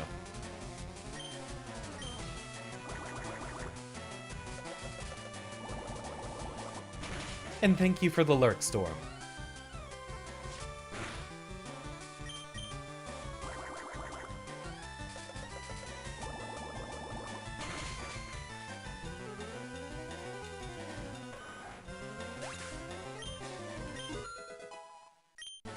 A well-deserved level up. We could probably speed through Brock himself just with...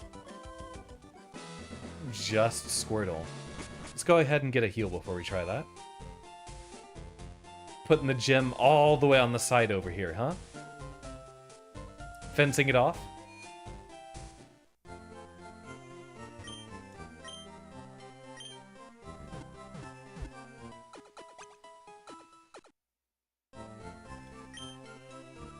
I wonder if Strive secretly ends up being the method.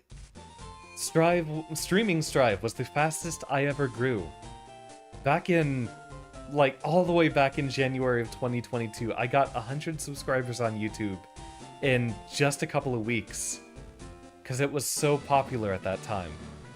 Bike-in release and all that, of course.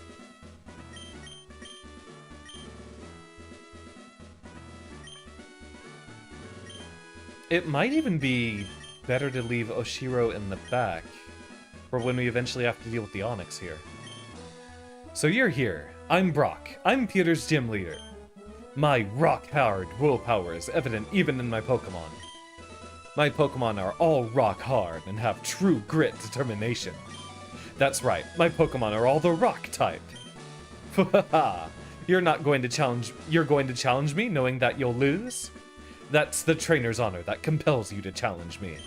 Fine then, show me your best.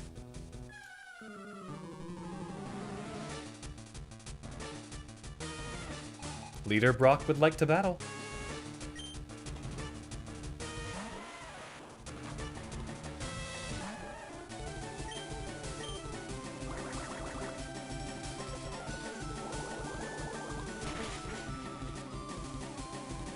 Easy start. We might even get to level 14 off of all this. There we go. And Water Gun was 40 base power, right? Yeah. We'll replace Withdraw just because Withdraw doesn't help us really with anything. And we can essentially just stock up on extra water moves. We might have to do a lot of level grinding, and needing fewer trips to the Pokemon Center can help.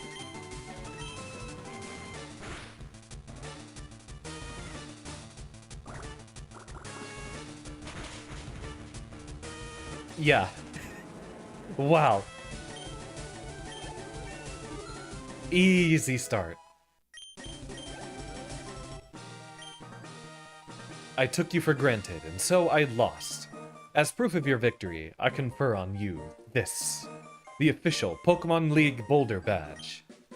Xander received the Boulder Badge.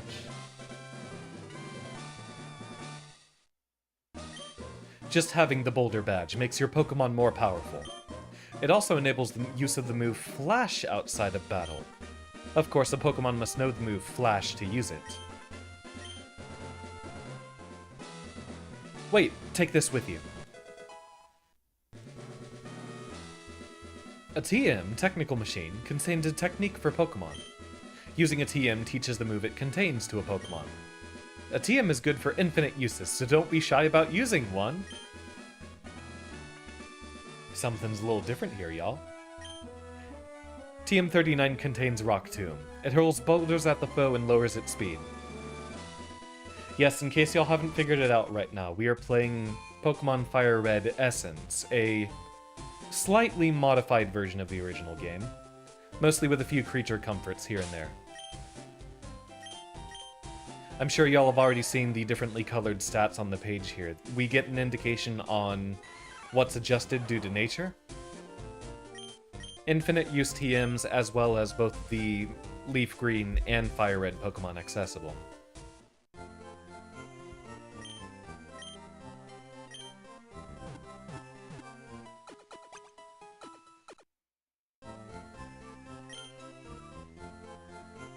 So, great start so far. Off to Mount Moon. I don't think we have any Pokemon previous to now that we're really looking for. I do want to get Ampere up a couple more levels. We should have some flying types and other trainers around. Yeah, we're probably better off fighting some of the trainers over here. Oh, Xander! I'm glad I caught up to you. I'm Professor Oak's aide. I've been asked to deliver this, so here you go. What? You already have the running shoes? That's strange. Well, I must be going back to the lab. Bye-bye.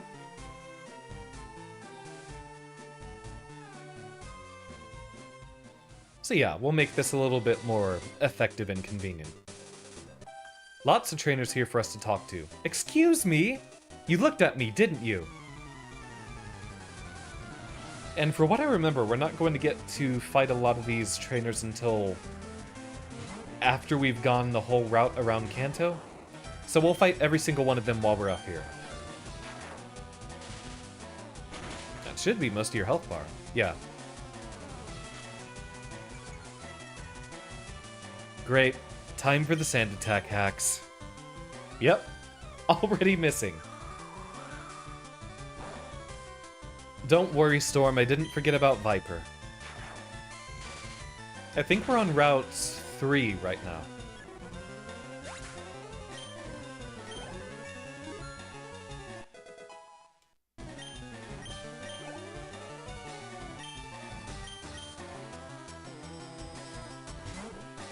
Another Pidgey. Yeah, Ekans might be the next one we get. I don't know if we're looking for a Zubat or a Clefairy. There's a cute ideas, though.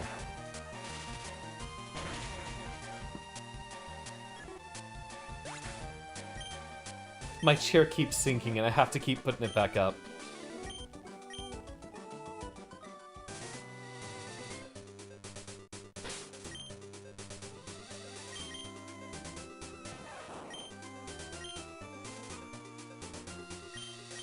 Pretty simple. Yep, we are on Route 3, so Ekans shows up in the very next one. Hey, I saw you in Viridian Forest. This boy's got himself some bugs, huh?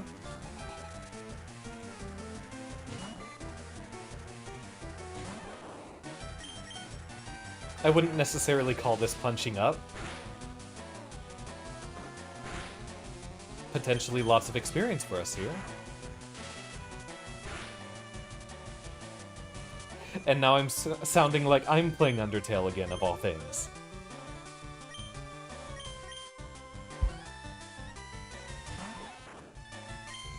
Doesn't Butterfree also learn Confusion? It's astonishing how much more generally effective Butterfree is than Beedrill in this game. Later we got Mega Beedrill and all was well in the world, but for all the poison types we have in the first generation, Butterfree being able to have a good matchup versus them is pretty strong.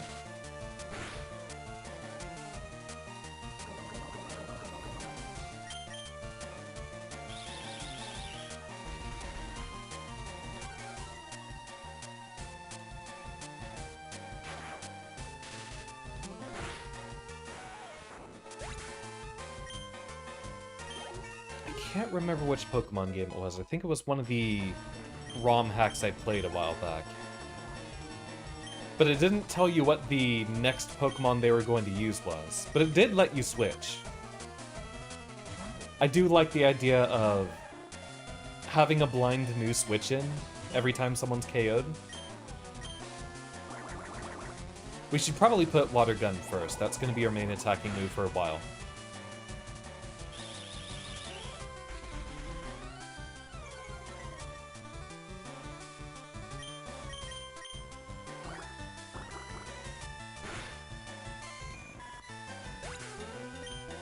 That's basically the same animation as Acid, now that I think about it.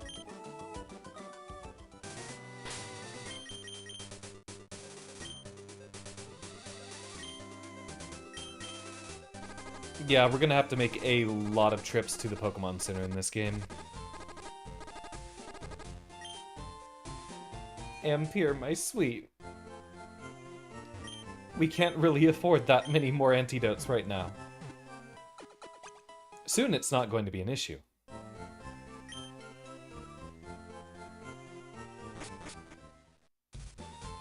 So for what I remember of Kahila mentioning, we need a larger Pokédex for a lot of the entries, or for some of the items like the EXP share.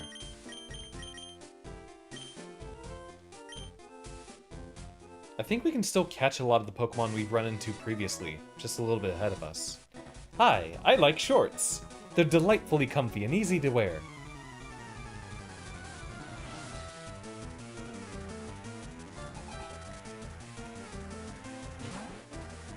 Should have plenty of rats we get to fight.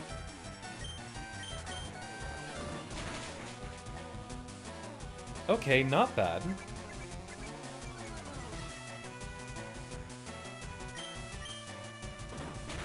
Low kick is such a weird first move to learn. It ends up being a lot stronger later in the game, but it might not even be that good right here.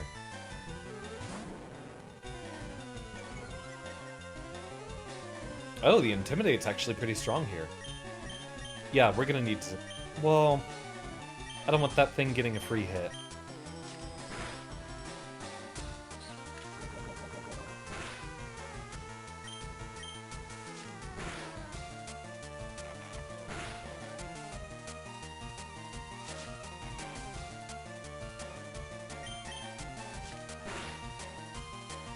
Okay, not much damage.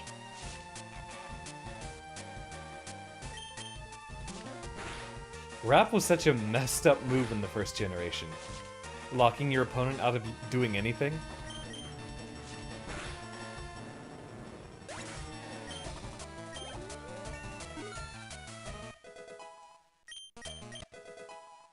There we go.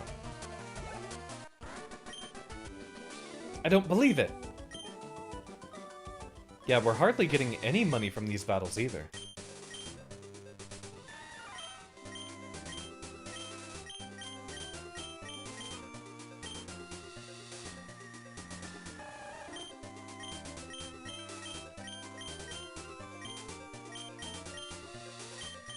Most important moves first. Yeah.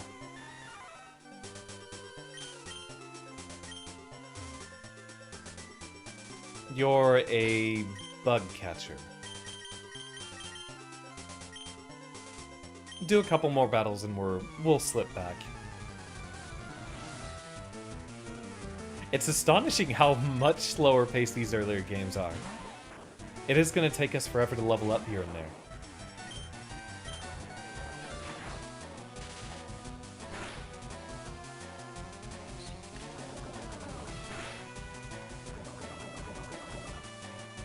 What's the poison rate on Poison Sting? I swear it's gotta be 30%.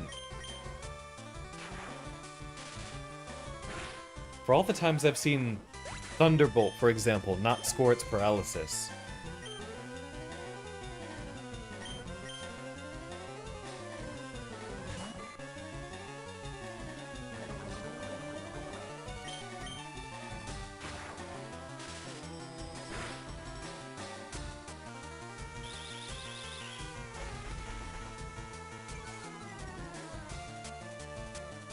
Also, the fact that the original Red and Blue worked on Game Boy is astonishing. The number of shortcuts they had to take to make all of that work. Like, this is such a huge, ambitious project. And they made it work on such primitive hardware like that. Something I've wondered is what exactly the upfront cost for making a game like this would be. Like, if I were to try to make something roughly analogous to even just a GBA level Pokemon game. Yeah, it would take a couple of years, but that's a lot of sprites to go through.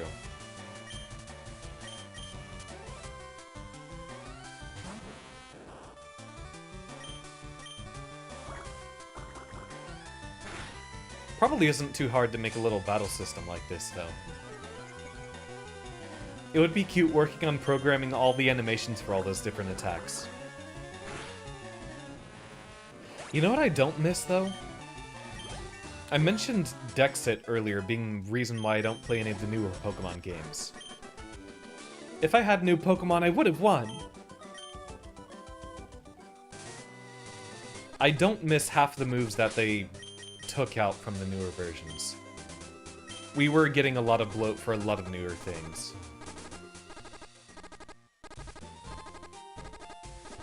Come on, we gotta get Ampere back.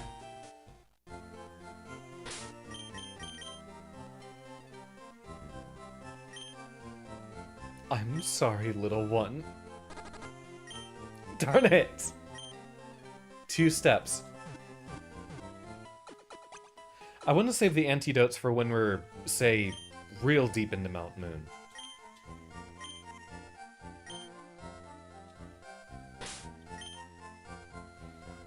Everyone's good level-wise.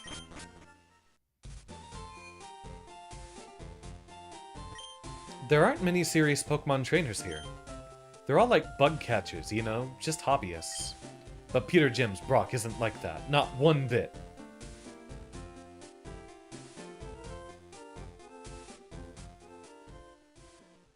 I remember one of the trainers on this route.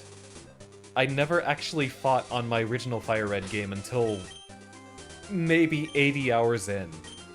I went around exploring everything just because I wanted to catch every Pokemon that I ran across and spend so much time raising them. But I originally missed one of the trainers here, and then came back to see him way later just by complete accident when I was running laps around the whole world.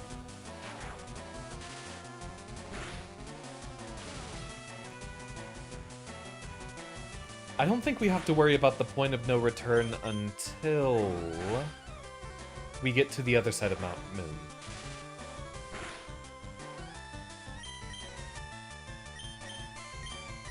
Quite a strong little one there.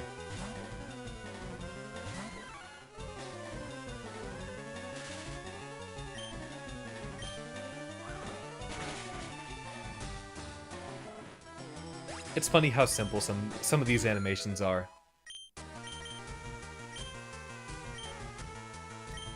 Yes, we shall. Growl and Tail Whip are kind of weird to have both of them.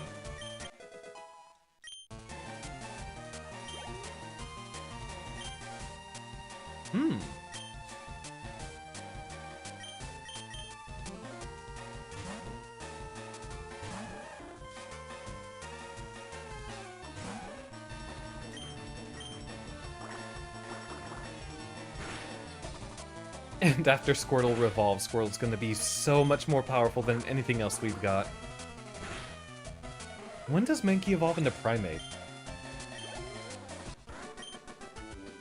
Be nice.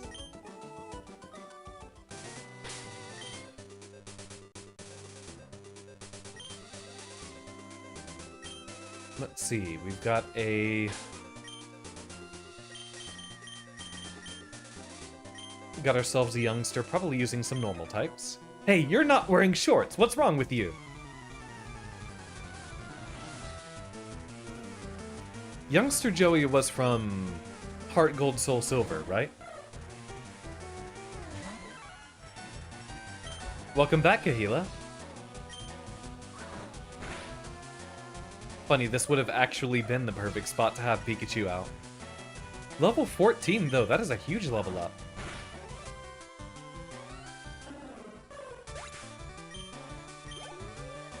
There probably is Storm.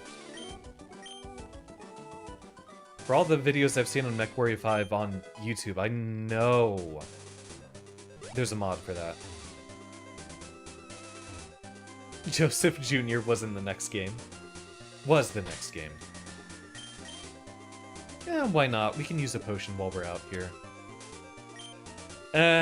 We can, but it'd be good to just stock up on things we find in the Pokemart. After all, it's such a short trip back.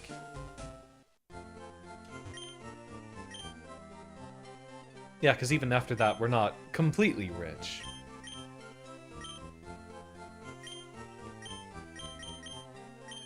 Yeah, those potions are expensive.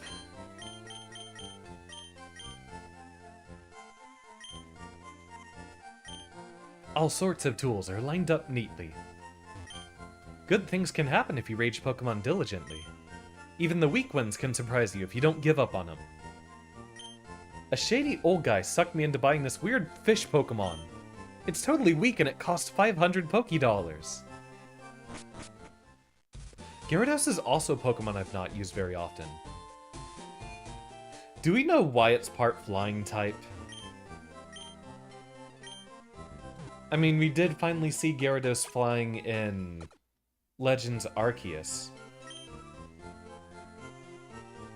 That Spearow is a jump scare in Nuzlocke. I've never done a Nuzlocke playthrough. I feel like I want to do that for a game that I've already beaten before, so I have a little bit of experience. Yeah, $5 is a lot for a kid. Especially considering those Magikarps are a dime a dozen. Yeah, giving Gyarados that big of a weakness? Necessary, because it is a super strong Pokemon.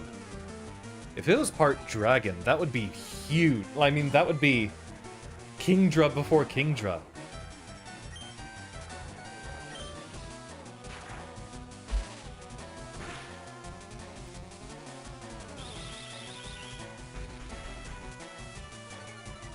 This game's probably going to be a pretty grindy experience. Water Dragon would be way too strong in Gen 1.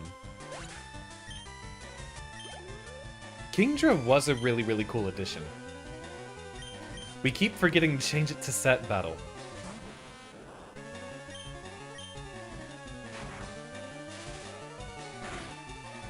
Even then, Kingdra was still like OU up to Gen 4, right?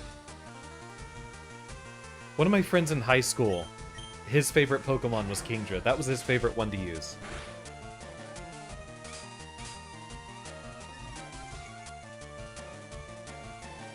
That's what he built basically his whole team around.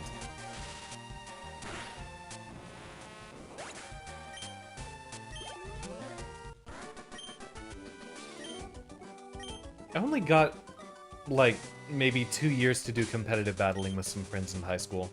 We did some stuff outside of school. Like, once I started getting into college, I did a lot more battling with friends. But it's a shame. When I had so many more people I could be around in high school, I didn't squeeze in enough battles. That's what we're doing. Switching to sets.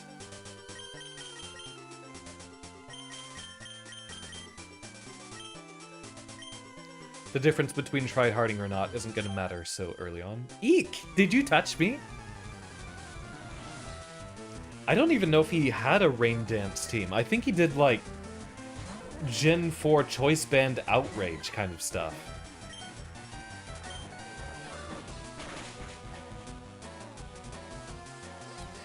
Did Jigglypuff ever become a fairy type, or was it just Clefairy that went normal fairy?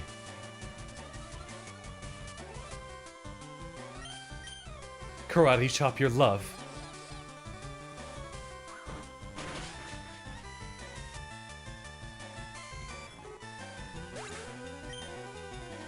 I feel like that Jigglypuff would also be a jump scare. What Pokemon games do y'all think are the best to Nuzlocke? That's it? Normal fairy for Pluff. Oh, okay, that's what it was. Normal fairy for Puff. And then the Clefairy line got to be pure fairy. Which with a name like Clefairy, absolutely, yeah. Adding the fairy type was a really, really great addition. Ended up becoming one of my favorite types too. Like, my favorites always converge on super cool Bamf Pokemon. And then tiny little adorable Scrimbly guy.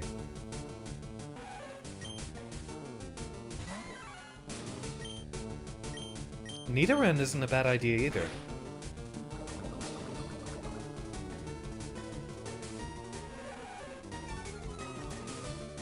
I'll still focus more on what y'all are suggesting we catch. Well, then again, we do want to fill out the Pokédex, right?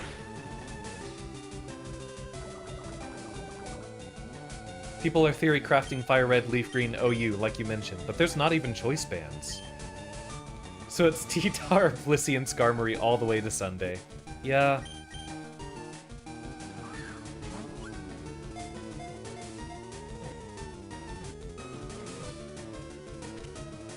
Oh, so Fire Red, Leaf Green would be before any of the additions from Emerald, right?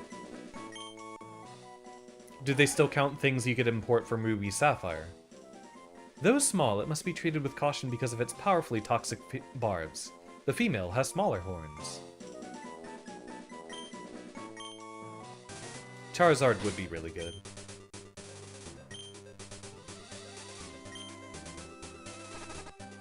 Ah, back to the Pokemon Center. Can't wait till we get the bike.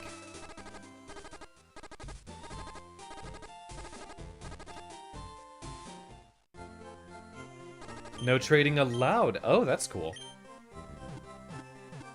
Yeah, that makes for a very, very interesting meta.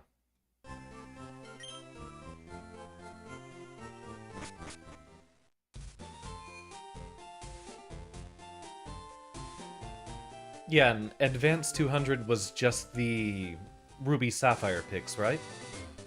Because I've heard of that one before. We haven't done a Pokemon Showdown in a while. That wouldn't even be a bad idea. Choice band, but no explosion on Metagross. Phew, I better take a rest. Ugh. That tunnel from Cerulean takes a lot out of you. You can't even get here from Cerulean.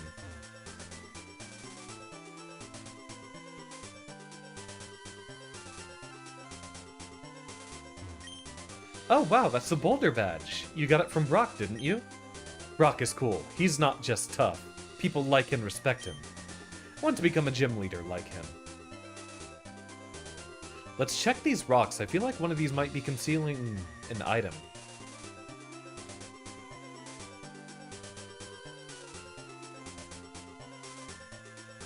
It's kind of funny how iconic Explosion was on Metagross early on. Really? Wait, we had a Pokemon Center up here? And I kept forgetting, of course. I thought it was all the way back at Pewter. Ouch! I tripped over a rocky Pokemon, Geodude! Alright, we've reached ourselves a good rest stop, and we're coming up on our second hour. Okay, set 6 Pokeballs in my belt. Yeah, that'll do it. At most you can have 6 Pokemon with you. Sometimes you'll have too many Pokemon with you to add any more. In that case, you should just store some using any PC. Team Rocket attacks Cerulean citizens. Not a day goes by without Team Rocket being in the news. It's a newspaper. On a clipboard, it looks like. Hello there, laddie. Have I got a deal just for you? I'll let you have a secret Pokemon, a Magikarp, for just 500 Pokédollars. So you'll buy it, am I right? No. No, you say no? I'm only doing this as a favor to you. I'd rather train one up. Hello, my name is Tiala. This must be your first time up here. I'll show you how the wireless communication system works. It was a mistake walking up here. First, I need to show you this floor of any Pokemon Center. Right this way, please. On the top floor, there are 2 rooms. First, the room on the left. It's the Union Room. You may link up with trainers around you who have also entered the Union Room. With them, you may do things like chat, battle, and trade. Second, the room on the right is the Direct Corner. You may trade or battle Pokemon with your friends in this room. If the wireless adapter isn't connected, you may still link up using a GBA link cable. If that is the case, you must go to the Direct Corner. You know, I only ever got to use the wireless lobby here twice to actually find anyone. My sister and I would always have the opposite games for each other, but we had a link cable too, so that was what we used most of the time. Alright, we'll take a save, we'll take a break, and we'll be right back in just a moment, y'all.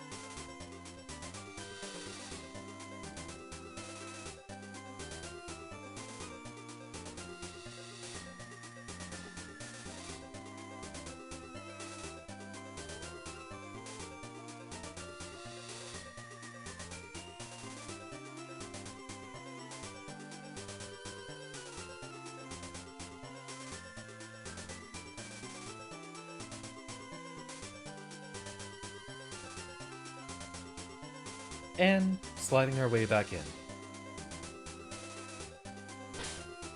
Only 2 hours in, slightly more. Howdy, Nobo. That is indeed the Xander Turing. I've never used any of the Nidos very much. We'll keep that one in our party for emergencies, but I don't think we're gonna be using them. You've been playing Emerald yourself, tell me about it. This playthrough already is making me think so much of Emerald. Bullet Seed, huh? And none of us really get to use it.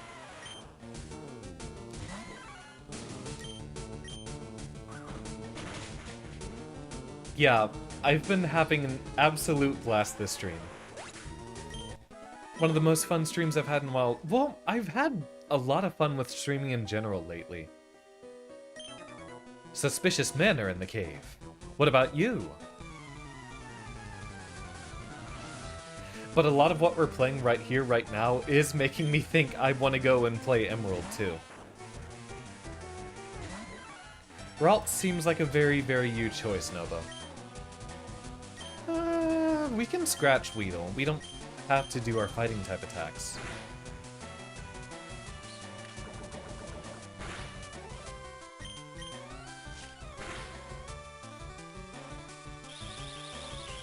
These games are still relatively timeless.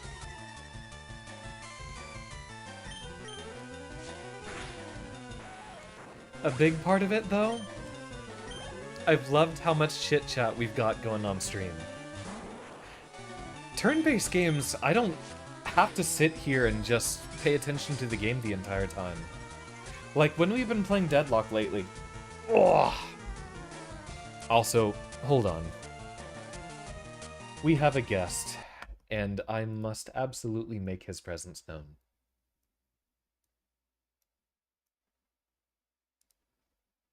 Ooh, and he doth purr up a storm.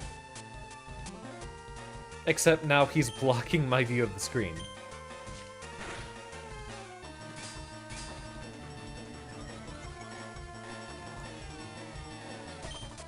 Yeah, this is really making me want to go check out Tohomon Purple again. I don't want to fill up the stream schedule too much right now. I think what I want to do for y'all, just because, as I've been saying, I'm wanting to handle things a little bit differently. I can keep a few of the big story mode rotation things like this, like, locked in on the days that they'd be appearing. But then, maybe for stuff like Street Fighter or Deadlock, just leave those as improv streams. Good night, Nobo. I'm surprised to see you showing up this late.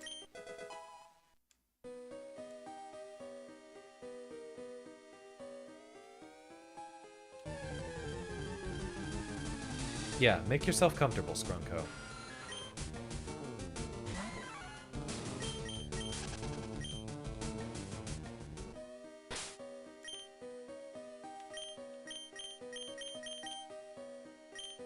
We can occasionally find Geodudes here, but there's a lot of things we'll run into.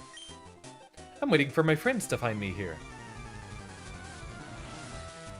Bug fixing an animation for your friend for Rhythm Doctor. Aww.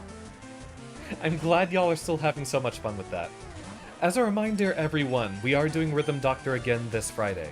We're not skipping another week.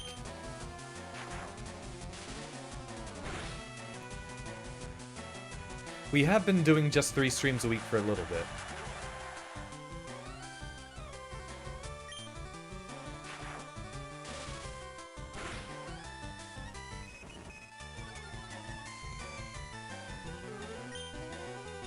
Yeah, Scrunko's sitting in the middle of my desk right now, just looking at the screen.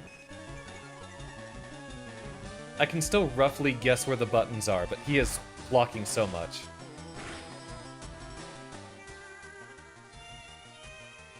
Oh, that's a problem.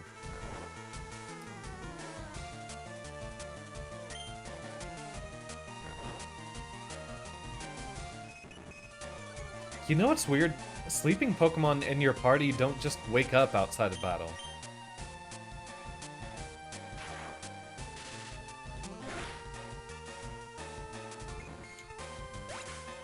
Yep, the Skrunk has returned.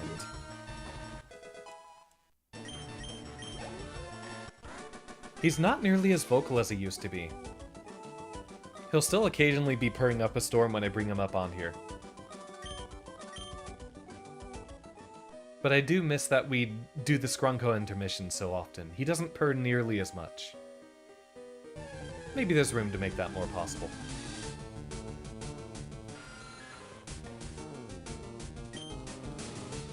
Needed to make them snap their fingers on each of 2 beats, but it took asking on the RD Discord.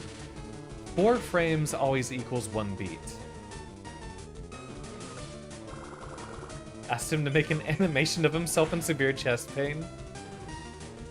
I assume for some part of the actual Rhythm Doctor stuff. A joke on the heartbeat. I'm Oko. Yeah, the species cry on Growl is really, really cute. Would y'all want to see any of the Gen 1 or 2 games, like, authentically? Personally, I have a bit less interest in doing that specifically, but I know there's a specific niche for those. Is this where I go back to finding my footing is just streaming Pokemon again? Pokemon will always be popular. What? Don't sneak up on me.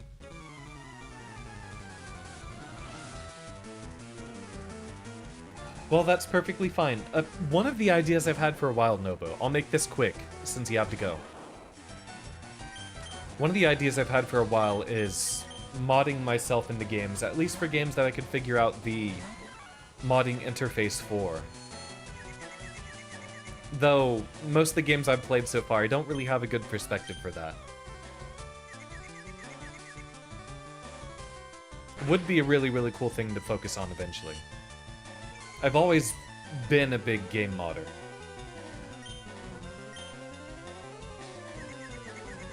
Please, we kind of need this to work. But yeah, seeing a Xander and Rhythm Doctor would be cute. Thank you for reminding me that I have Coco I can make, Storm.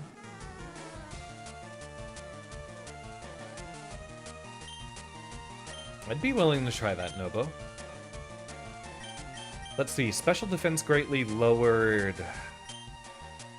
We don't really have a better matchup unless we do kind of the electric versus electric mirror. I think we're good to try this.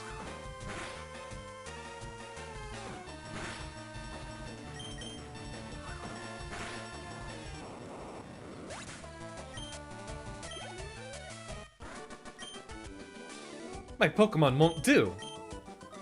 Super nerd, he kind of looks like me. Was he wearing a lab coat? Like, do we have a scientist distinction in here? You need to go through this cave to get to Cerulean City.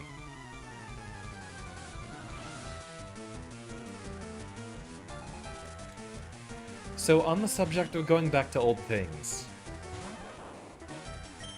I did just talk about improving some streams here and there. We did do art streams all the way back in 2021.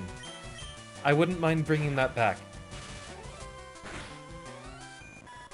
I could work on trying to learn pixel art on stream.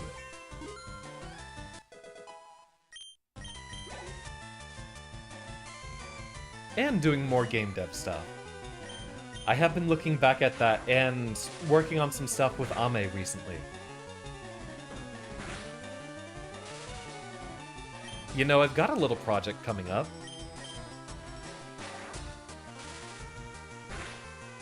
I do want to do something for y'all on Sunday. I've got Monday off, so that's a freeform day I could stay up as much as possible. Or, well, there's a lot of things I could ask y'all since I imagine most of my regulars appear to be here. Do y'all want to do a movie night on Sunday? Or do y'all want to wait until we have a much more planned out, everyone's here in advance and knows about in advance?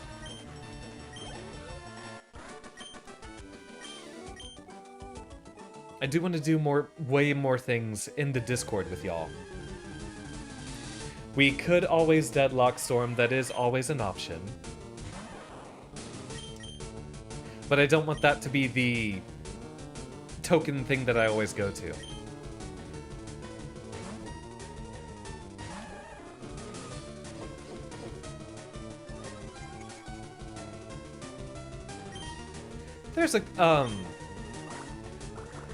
There's been a couple of things on the list lately.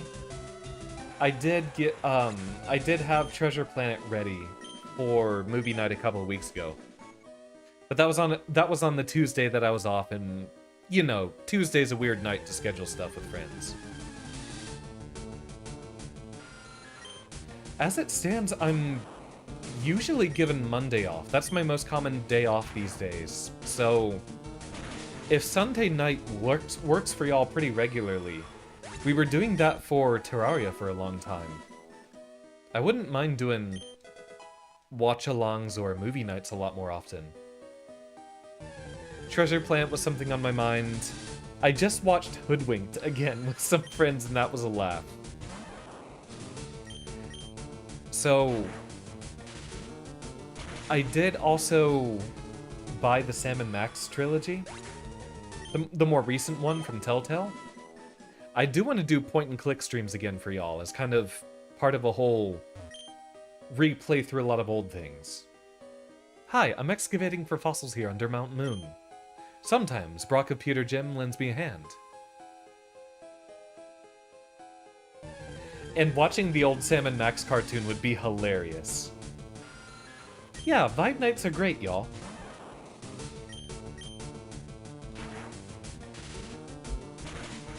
The old Coco special. I don't know why I started going into old man voice a bit there. That started off with me trying to do the Viper impression. Wow, it's way bigger in here than I thought.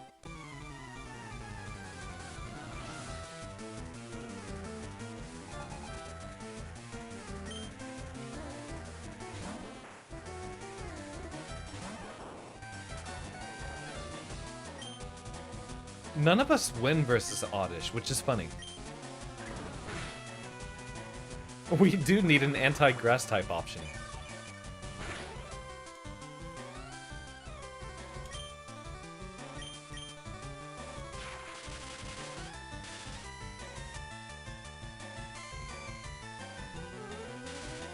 There we go. Oh, wait, no. I wanted to do... Well, that still does quite a bit of damage.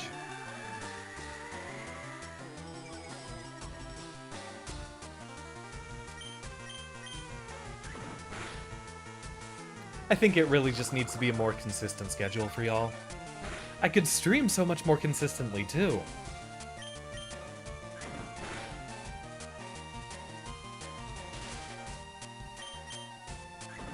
There aren't any Crow Pokemon till Gen 8? Murkrow, Gen 2.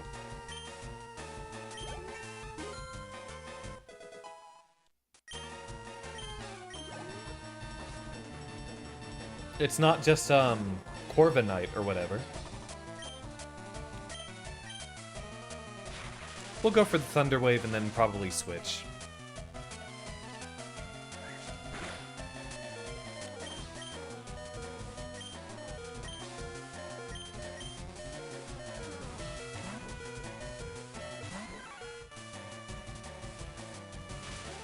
I suppose getting Wartortle or Squirtle to level up into Wartortle might be a priority here.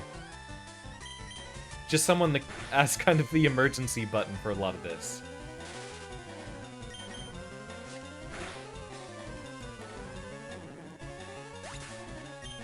I think Murkrow by technicality only in the post-game. Oh, I lost it. Since this is supposed to be a remake of the Gen 1 games, we only get Gen 1 Pokemon until the post-game. Tortoise.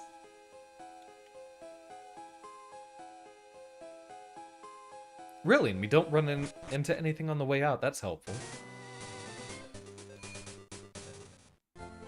I think Murkrow is one of the Altering Cave Pokemon, which we do get access to all of those. The Altering Cave event never happened, for what I remember. There is cool stuff lined up for Gen 3, and to date, it's still the longest-lived generation, isn't it? It was around for like 7 years. Or 6 years. For what I remember, Kahila, you can once you unlock the national decks, but not before.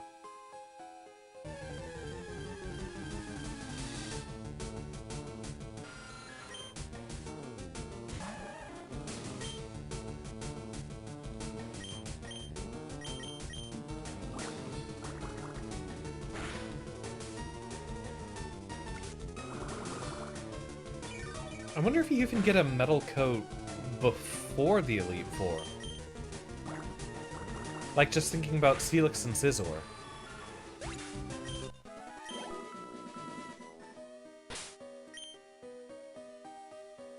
Oh, okay. In this updated re-release. On our ways to becoming big shots.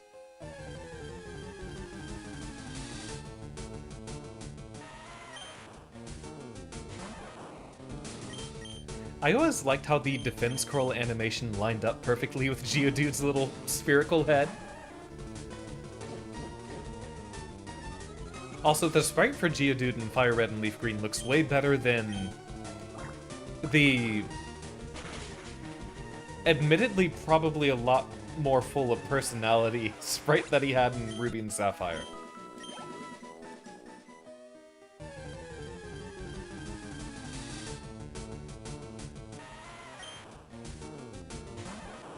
I wonder if...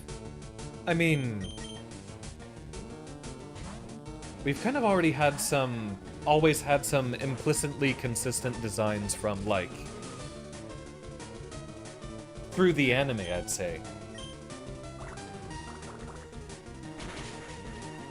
Pokemon now as a franchise is, like, everything all at once, but back in the Fire Red Leaf Green days, it was still a video game before it was anything else, right? Or was that already at the point where we had the anime being bigger than basically anything else about it? The one red and blue sprite with them flexing one arm?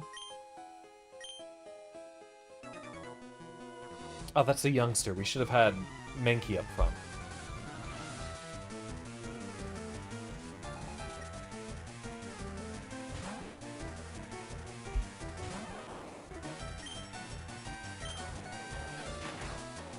It was always it was always a game first. So the reason I bring that up is there's a few very, very weird sprites for Kanto Pokemon included in Ruby and Sapphire, even though you can't normally get them. And who knows, maybe that's placeholder sprites that they didn't have too many passes for. Like, I'll never forget Zapdos is in a cool pose for Ruby and Sapphire, but he's like diving towards you, claws extended, and it just looks weird anatomically.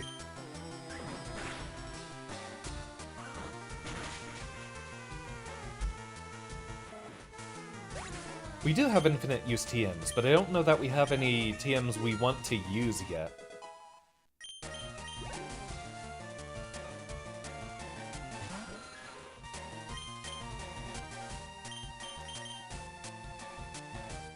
Everyone gets level ups here. You mean it stopped storming, Storm? Probably was never much of a storm, to say.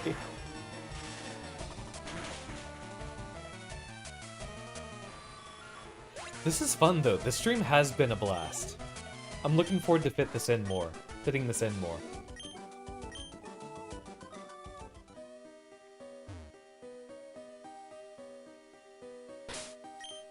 I don't know that we have hikers looking to fight us yet, but we'll check. Whoa! You shocked me! Oh, you're just a kid. Zubat is a little Grimble. I love Big Yellow's series on YouTube about the red, blue, yellow sprites.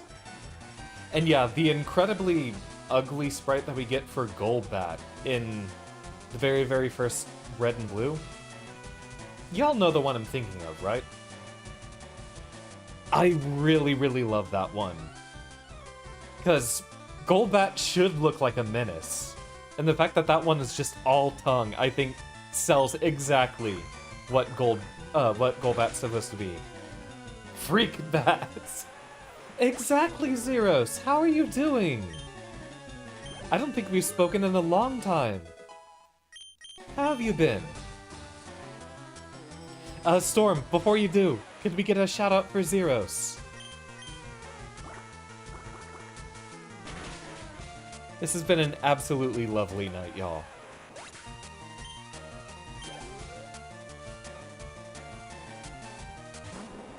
Still on the strive grind after all this. Employed but also having pizza, so life's aight. That was literally my day as well. Except I was also working on a lot of stuff for stream. We are, as you can probably see from the chat above, back to multi-streaming. It's something I did very early on in my streaming career, and I'm glad to be doing it again. It was fun working a little bit on thumbnails here and there. Thank you, Storm, and good night. Rest well. Yeah, we got a lot of folks popping back in for the first time in a while. Months, maybe years? I miss being able to stream so much later for y'all. Yeah, given how many folks around me are talking about it, I'm probably hopping back on Guilty Gear Strive with the 2.0 coming up. Moonstone is cute. Rest well, Storm. Remember, y'all, we've got MechWarrior 5 resuming tomorrow. Fresh new playthrough. And I do want to I do want to gather and make sure that we're all synced up and working, hopefully, before stream starts. We should also probably end up doing a stream starting an hour earlier tomorrow, so I can get all the starter missions out of the way. Even though it'd be the third time we've been through all that. Been a bit on and off with gear lately. We'll be checking out 2.0. Well, you know me. I am always on the Exerd train.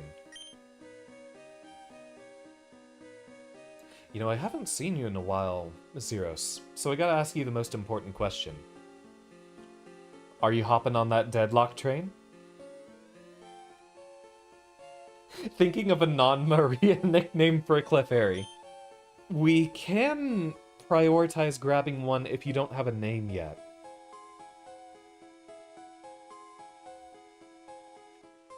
And we can just name them later. Never been much of a MOBA person? That's fine, that's fine. I'm asking because I know almost all of my fighting game friends are getting into it. A few folks not so much.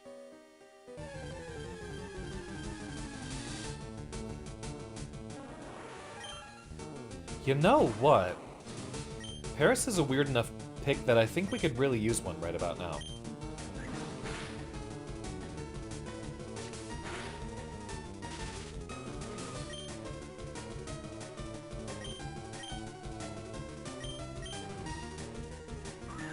It's like the new FF14, where fighting game VTubers go to retire. Yeah.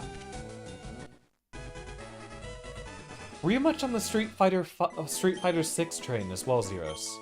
That's been the other fighting game I've been playing a lot lately. Oh, and I have been back on my Soku arc. Growing out of the bug's back are mushrooms called Tochukaso. Mushrooms grow with the bug host. I'll just give you a little placeholder nickname.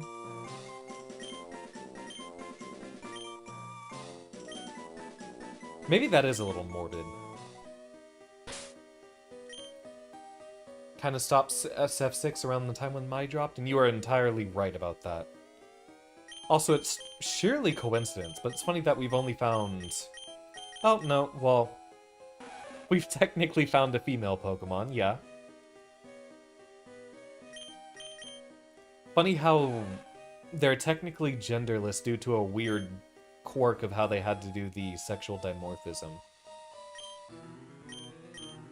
Jolly also isn't really all that good for a... Well, in Gen 3, Jolly is probably good for a Nido.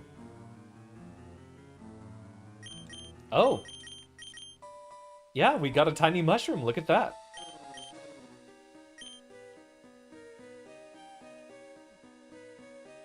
Yeah, I'm getting back into Street Fighter 6 just because I took a long time to even try to pick it up with Terry in question.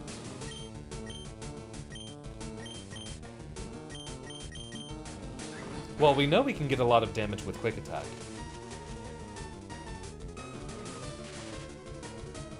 Yeah, this was before Sheer Force. Which is one of the coolest Pokemon abilities, if you ask me. All the weird quirks it gets, like the Life Orb shenanigans, are cool too.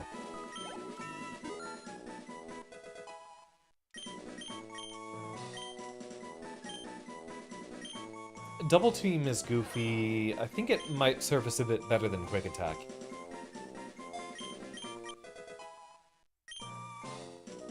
Not Quick Attack, Growl. I was reading Quick Attack when I said that. We're pretty deep in it. Yeah, we've got one Paralyze heal. Aw, Pikachu likes us. Yeah, the more I'm sitting here, the more I'm thinking... I'm really missing the opportunity to play Ruby and Sapphire right now. Or, more accurately, Emerald. But one thing I can say is I really like how... clean a lot of the FireRed Leaf Green sprites are. Like, all the Kanto Pokemon have really, really on-model sprites. Did you want us to grab a Zubat, Kahila? You did mention it was one of your favorites.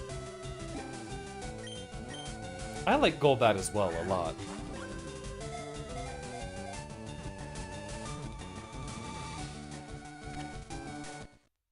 More so starting from Gen 4 where it well, I suppose it's still okay in Advanced, right? It has no eyes. Instead, it relies on its ultrasonic cries for echolocation to flit about in darkness. Well, you did say you like it. So we've grabbed a Zubat at least.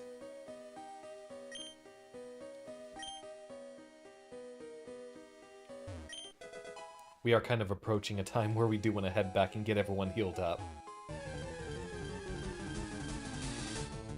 I do want to see what's down that other ladder route. I also forgot how much of a pain it is getting through these caves in the earlier Pokemon games. It's gonna be so much worse when we get lost in Rock Tunnel.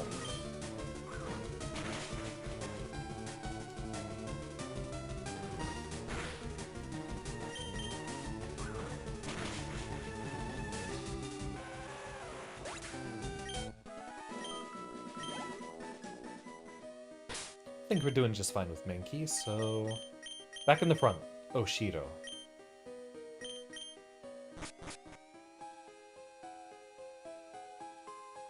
So tomorrow's MechWarrior, Friday's Rhythm Doctor.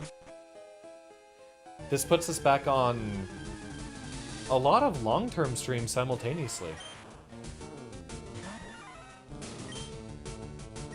I have been trying to leave only 3 guaranteed streams recently. But the next time I have room open, yeah, we're probably gonna be fitting in Silksong as the next long-term one. The FireRed choice here is a spontaneous moment of inspiration.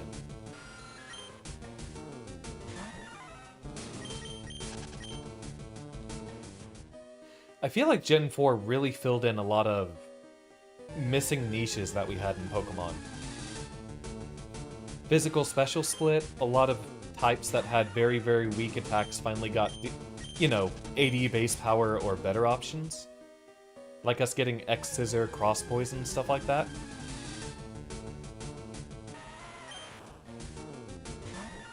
And I do really, really like the physical special split. It made some Pokemon like Gengar, even though they were good, very big oddities for the first couple of games.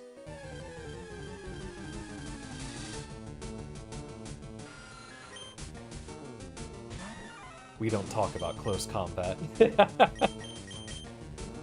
Though, yeah, we didn't We didn't have very many good fighting type attacks beforehand. Cross Chop was, one, inaccurate, and two, kind of rare, wasn't it? Wasn't Cross Chop a Gen 2 move?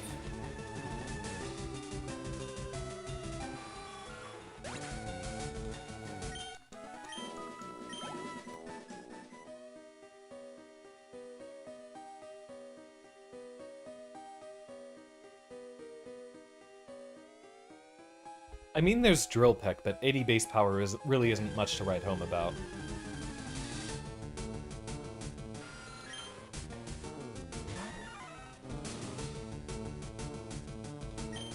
Hitmonlee might have a niche in FireRed Leaf Green because it's the only stab Mach Punch user.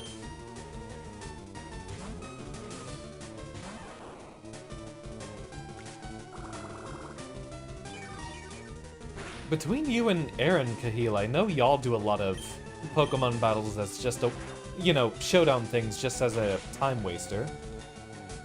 Moving the cat off the screen, Skrunko has departed officially.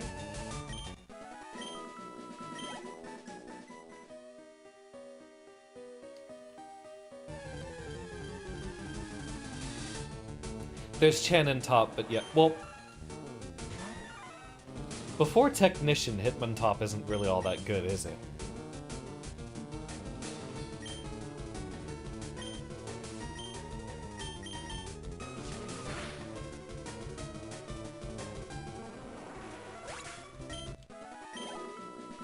Intimidate's pretty good.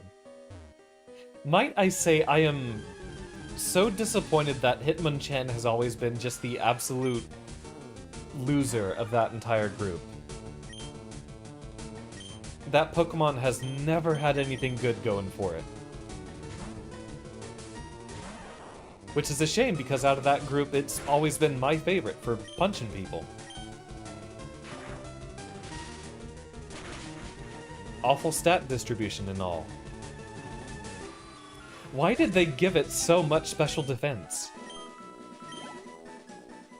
And then horrible attack and physical defense.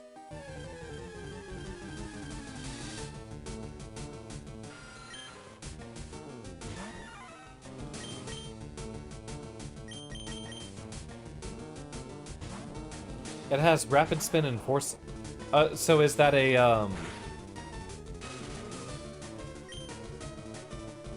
Is that a comment on it having a good niche, or it basically having nothing and that's the joke that you're making? Every time I've looked up Hitmonchan, it's not had a good spot versus its brothers. Versus his brothers. I don't think we found too many Clefairies yet, have we? We're at the point where we can start catching Pokemon just for catching them's sake.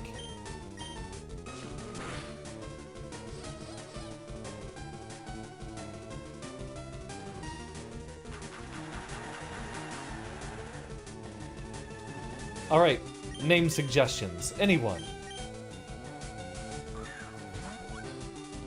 If this doesn't work, we'll have Pikachu to use Thunder Wave.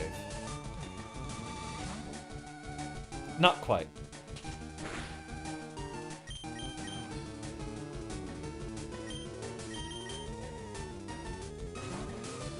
Clefairy's a great design to draw from.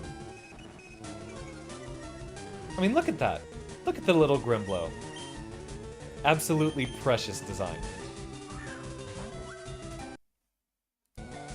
Treble is cute.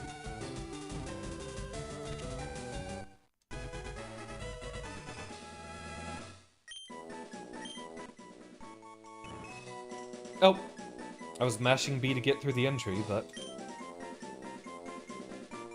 Yeah, because, you know, Clef.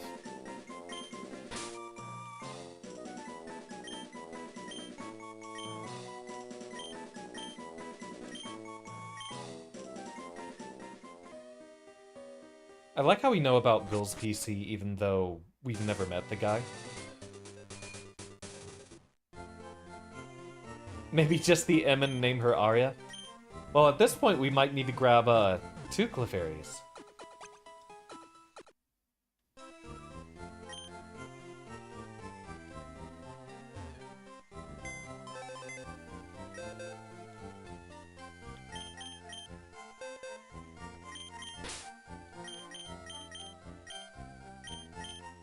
I suppose you're technically the most redundant one that we got right now.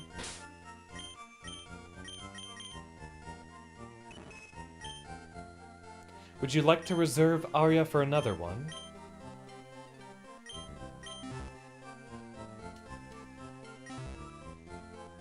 I just saw Zeros was a bit quick on the draw there, comparatively.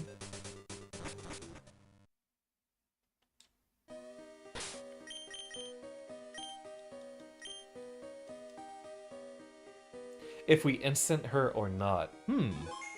That is a good point. Does Clefairy learn any really, really good moves by leveling up? For what I remember of Evolution Stone Pokemon, they stop learning new moves after they evolve. Or they learn a much smaller move list. We still know the 3 tough guys we're going to be using for most of this run, or at the very least the first half, before our options open up. I do like the idea of running a Machamp later instead of a Primeape. She's a Gen 1 normal type, she gets every TM anyway. That is also true.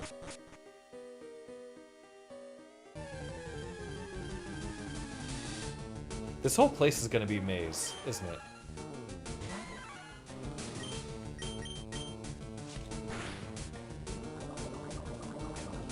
Really? Well, we've got Antidote for this.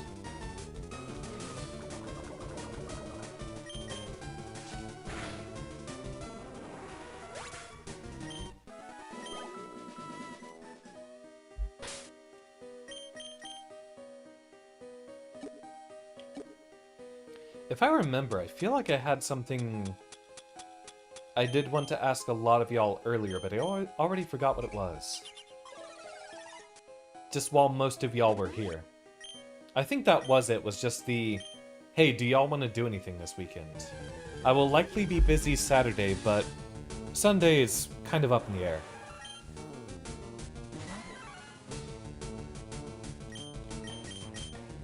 Sing at level 9, that's not too far off. Sing only has 55% accuracy though, right?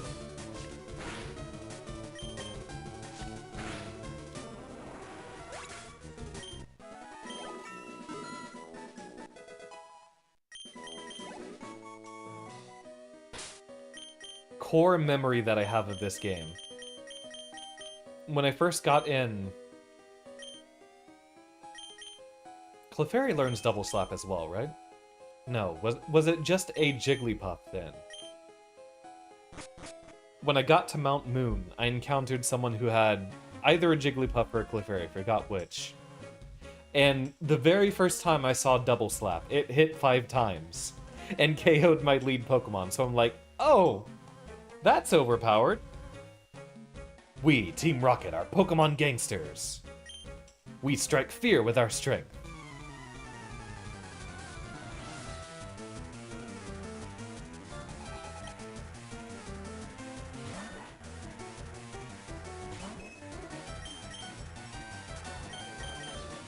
Pursuit was such a cool move. Didn't they remove it from the newer generations?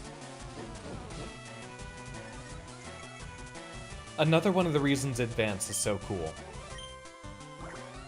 Advance OU being a weird specific metagame with a lot of very specific focused quirks about it.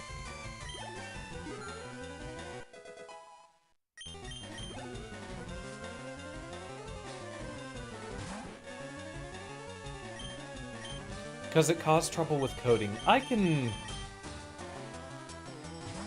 see that. Didn't they make it to where, speed tables would update mid-turn? Didn't they start doing that in Gen 8? I can see that causing some issues.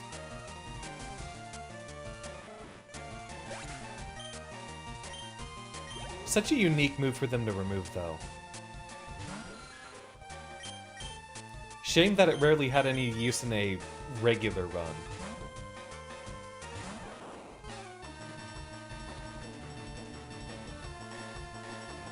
Gen 6?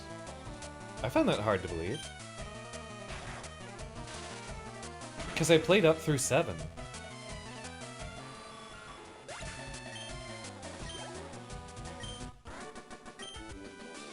I blew it! You know, I wouldn't even mind taking maybe an entire year just to run through a lot of these Pokemon games again. Okay, so we did have a secret down here.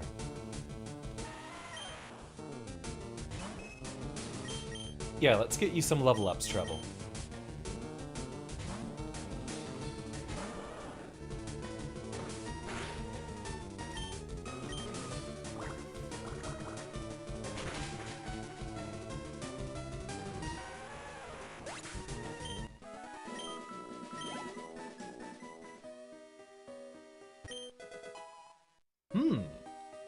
Well, that's a lot of extra cash in the pocket.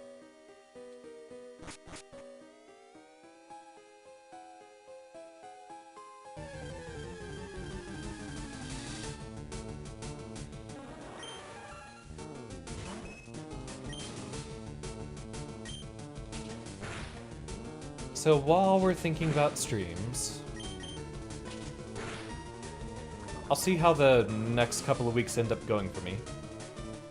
Treble is based from Mega Man's dog. That's cute.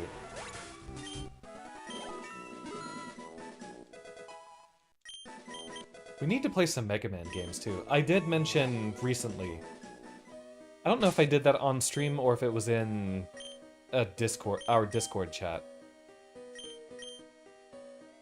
Retro games are on the list very... Yeah, I remember, because I mentioned it for Castlevania. Retro games are on the list soon, and...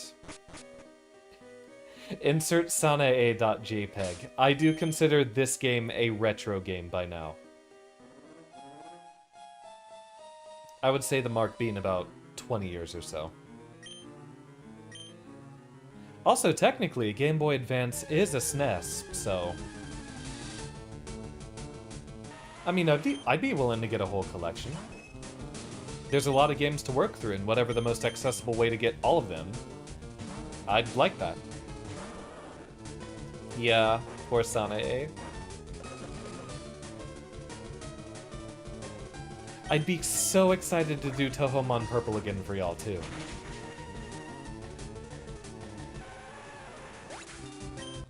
Consider that on the list soon, because I'm, like... I can't describe it, but I have such an overjoyed smile on my face right now. I miss playing Pokemon for y'all. There's so many things I've done from older streams that I miss doing for y'all.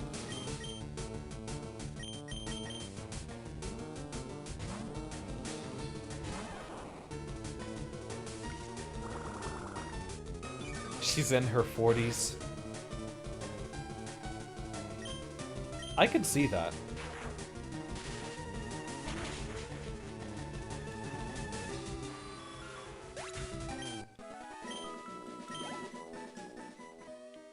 When did Touhou 10 come out? 2007?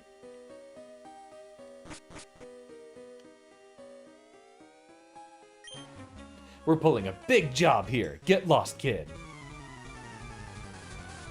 Also, start your vote now. What's the fossil that we're taking?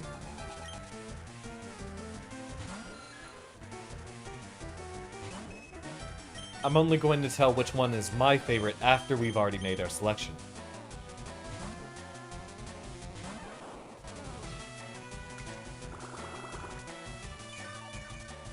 I feel like Sanae could have been born in like 1990 or so.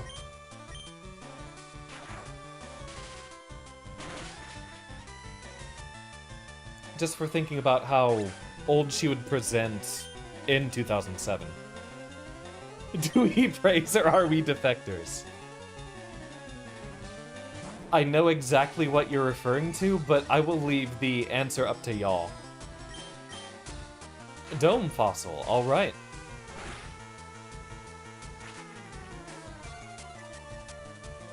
Oh, we got one vote for praise, one vote for heresy. We will require a tiebreaker.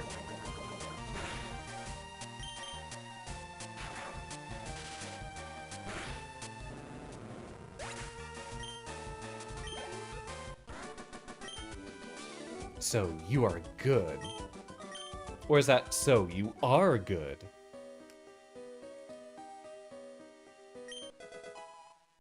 Oh ho! Well, that is a dark type move. Can anyone learn it? Imagine we've got, yeah, we've got Starmie coming up, so we could use that as a dark type attack. Yeah, I don't think anyone learns our other moves. Oh, wait, we did get Cordyceps.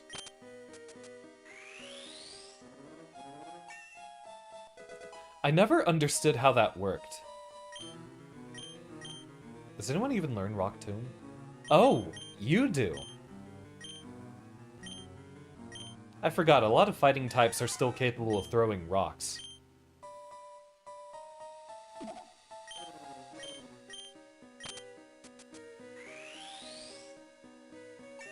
We didn't really get animations like this in other Pokemon games, did we?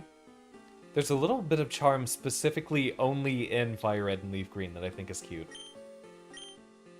TMs are edible, then how do we keep getting them back? You know, just give it a good old crunch. Kabutops is a threat in underused matches. Let me guess, specifically absolutely not able to fill any sort of niche in OU?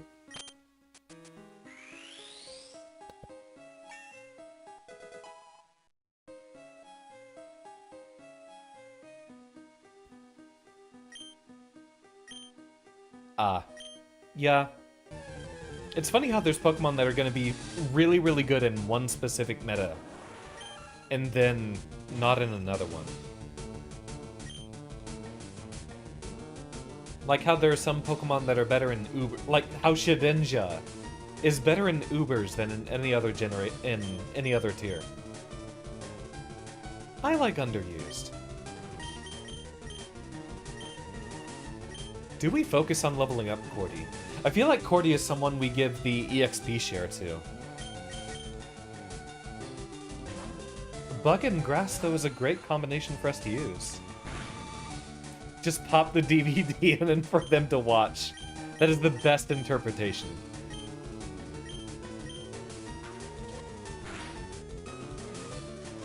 Okay, that was pathetic.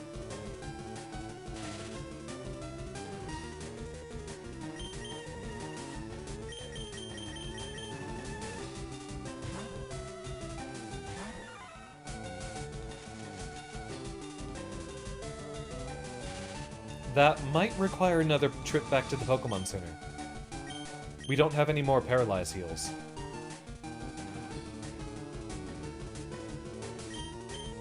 Rock Tomb's kind of a gamble. It's not all that accurate.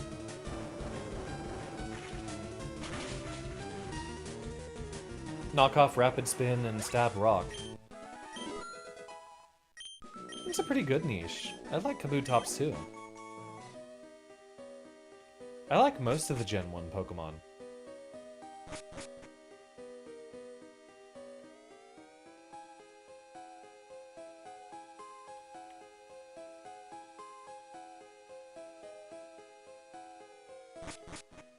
Okay, we weren't that far from the exit. Funny how this is the part taking the most time. Alright. Let's try to get through to the end of Mount Moon here. And then we say, well, it wouldn't be that long to get to Cerulean either. We can get through.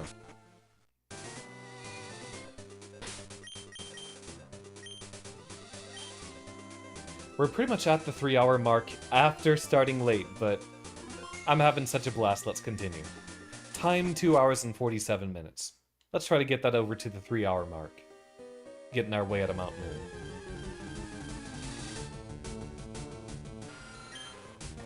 Can't hear the cave theme without hearing Last Christmas by Wham. I feel like that's forbidden knowledge I don't want to unlock.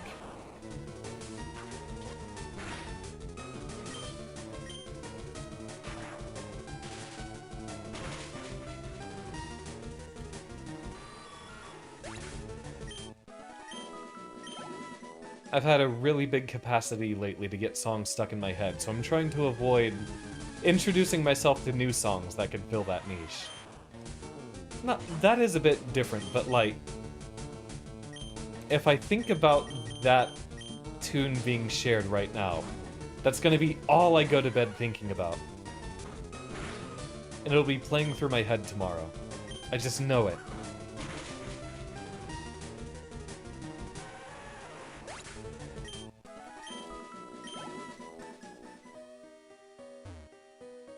So judging by the vibes right now, I will likely be busy on Saturday.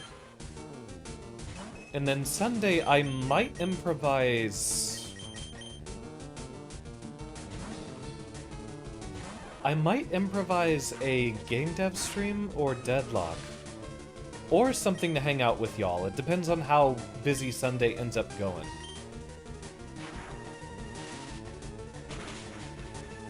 Very likely to be a busy weekend for me, so I might be crashing. No, nothing to apologize about, Kahila. I might even give that a look up tomorrow or the next day when I have a lot more to fill in my brain afterwards. Y'all know if you do something all day or do something right before going to bed, it sits with you and it kind of remains what you end up processing the most when you go to bed, right? Anyone else have that?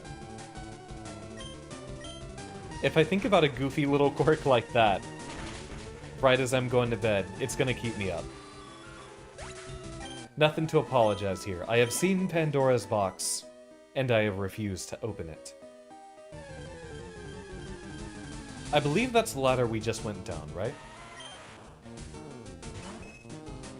We're gonna get trouble a little bit of shared experience no matter who's out.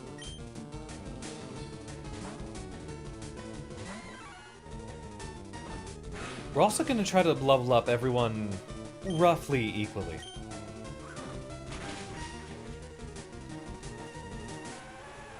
As much as it simplifies everything, I think I prefer the newer EXP share after running through dealing with this again. We just did this room, right? Yeah. So we've done all the miscellaneous rooms getting up here. Such a long time getting through Mount Moon. But we're making sure we're really, really good for whatever fights will wait us after this. Because we've got the whole bridge to get.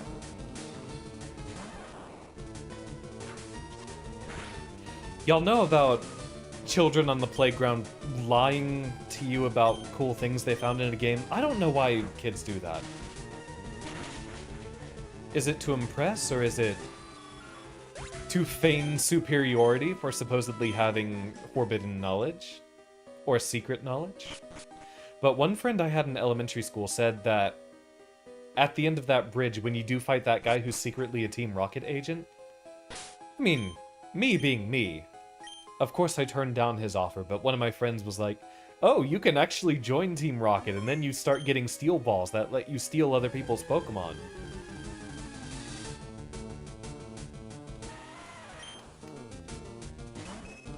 You know, some real, oh, you can find Mew under the truck bit.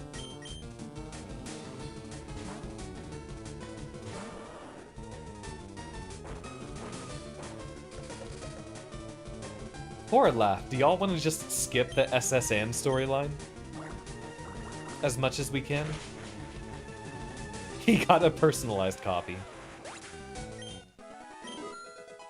That was the original intention behind the very, very first Red and Blue.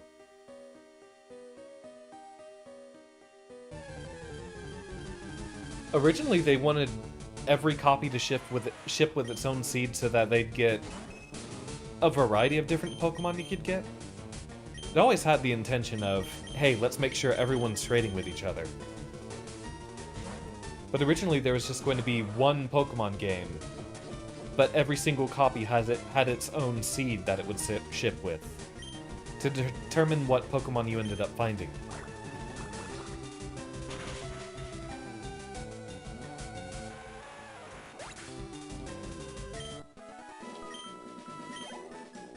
Way too ambitious for them back then. And yet, well, I guess it would be a pretty different case from what ended up happening with Elder Scrolls 2 Daggerfall. which is also procedurally generated. But every copy uses the same seed for the world, so everyone gets the same world even though it's procedurally generated to be an absolutely massive map. Little kids shouldn't be messing around with grown-ups.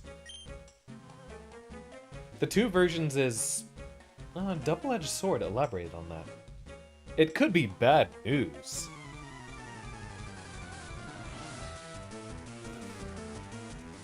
Yeah, I can see double-edged sword. It's good for getting friends to play with you, but bad if you're an only child and want to complete your Pokédex. It's even worse if you're an only child, because, like, if you don't have siblings to be doing stuff with, you kind of are left with having to do very, very long-lasting games by yourself, right? I feel like an only child would be a lot more likely to try to complete a Pokédex, because what else are you gonna do? If you don't have a sibling to be fighting with all the time.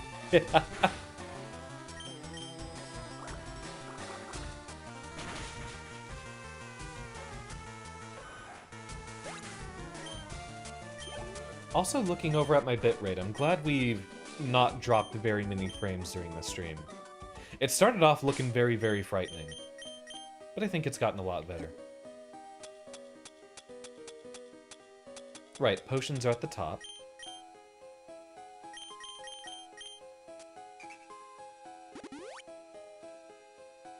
Also, fighting in game, right? I mean, with siblings, you're gonna, like, poke them and stuff like that. I never physically fought with my sister, if that's what you're asking.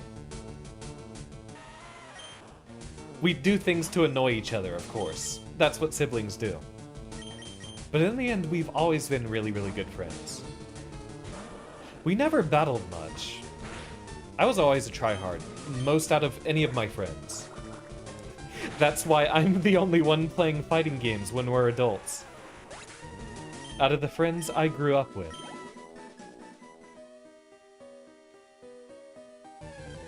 Yeah, that was for the star piece up there, I believe.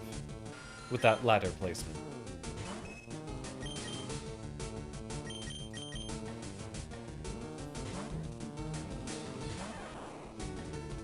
We'd kind of alternatively co-op games, honestly. I don't think there were too many games I shared with my sister, like even Smash Brothers, that we fought each other in. We had relatively... Nope, that's what it is. Halo. We'd have family Halo nights. And that's where everyone would be shooting each other. We do not have a tiebreaker yet.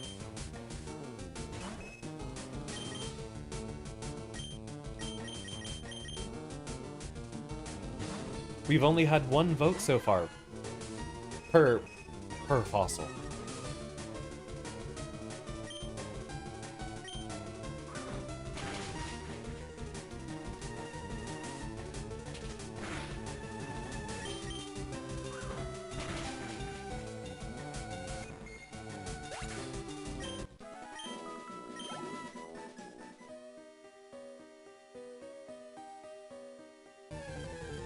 Hopefully we're getting close to the end. We've only got like one more floor to go through, right? Treble's leveled up quite a bit, though I'm proud of her.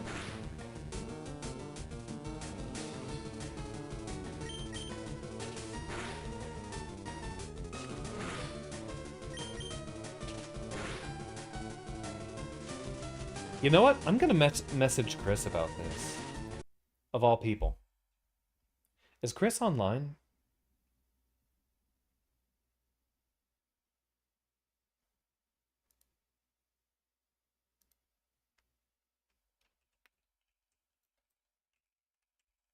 I'll just message the Discord. And then I'll message my other friends.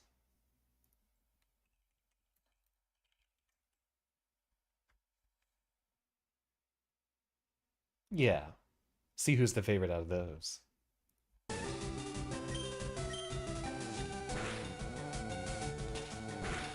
Or... Howdy, Bella. How are y'all doing? let me get y'all a shout out real quick. That's gonna mute the game. How are y'all? What were y'all up to this evening? I am doing wonderfully tonight, Bella. This has been one of my best streams in a while. We are back on Pokemon FireRed. Right, Terraria Tuesday. How's that been going for y'all? I've been doing Terraria on and off. Our most recent playthrough was on Expert World, which, sure, would be fun to play, but it's not fun to stream. That's not in a situation where you can look away from your screen particularly often. But for any of the folks y'all have brought around, my name is Xander Turing. I am a scientist professor VTuber, a good friend of Bella's as well. I play a lot of fighting games and roguelikes, and right now, I'm on kind of a victory lap stream of going back to a lot of... You exist again. Welcome back, Storm. Going back to things I did way, way earlier. I am multi-streaming for the first time in a few years, doing both YouTube and Twitch, which last time I did was in like 2022. And I haven't played a Pokemon game in a while, with this being a hot topic lately. I was excited to hop back on board. Just had Solar Eclipse, Blood Moon, and Martians invaded. We've had the first two of those in our Expert world, but yeah. With Expert being as difficult as it is, every time I look away from the stream, I get one shot by an enemy. We have not gotten to the end of Mount Moon yet, Storm. Bastard Snake, what are you on about? But hey, thank you so much, Bella, for the raid, and either a question for you or for anyone who is invested in the stream right now. We have ourselves a very important decision coming up soon, and I'd like y'all's input. Do we go Helix or Dome? We, Team Rocket, shall find the fossils. Reviving Pokemon from them will earn us huge riches.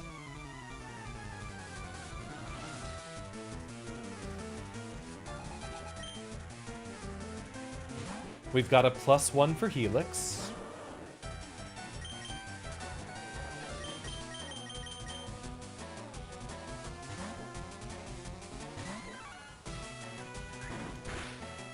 I like how we're immediately on the religious worship for it. What an iconic time that was. But thank you so much, Bella, for the raid. I'm delighted to see you this evening, and I look forward for the next time we can stream together.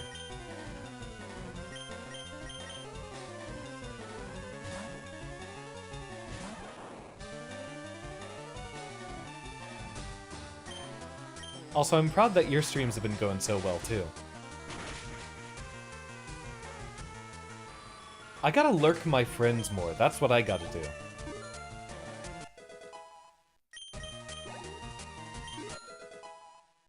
Hey, very important level ups for 2 of them.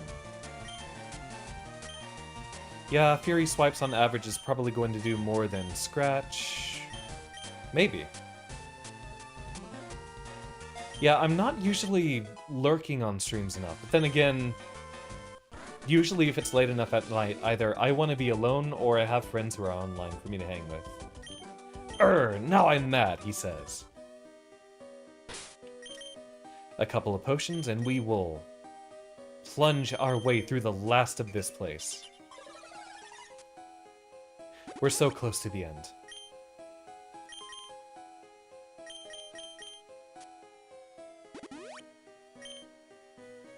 Almost feeling like the route up to Fortree with how long we've been here. That's one of my favorite parts of the Hoenn campaign. Going on that long trip through all the rainy grass.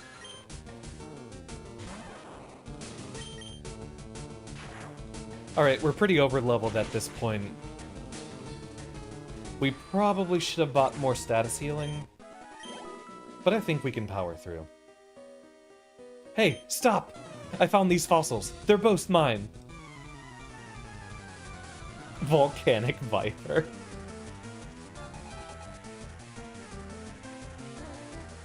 Alright, until someone overrides it, it looks like our vote is for Helix tonight.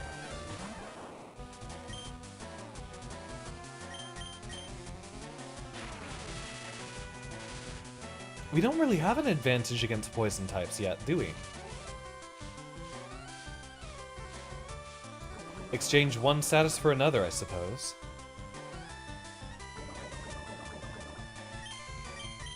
I think we have plenty of antidotes, though. There's so much poison in Kanto. We'll be fine. Now, if only we could have procced that paralysis immediately.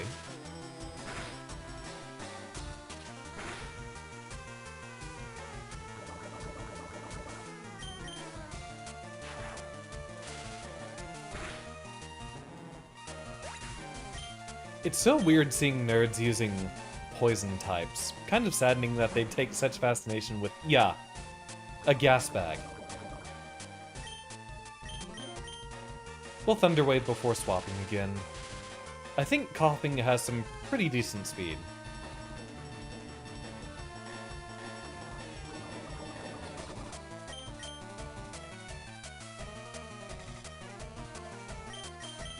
Yeah, we probably want to just use our best.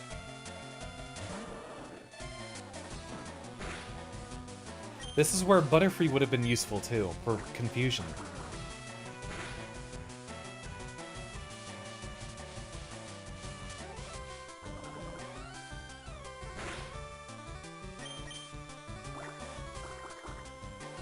One of the stereotypes for nerds is them being kind of toxic. I feel like it's more of a fascination with technology, because you see them use a lot of, yeah, electric or poison types.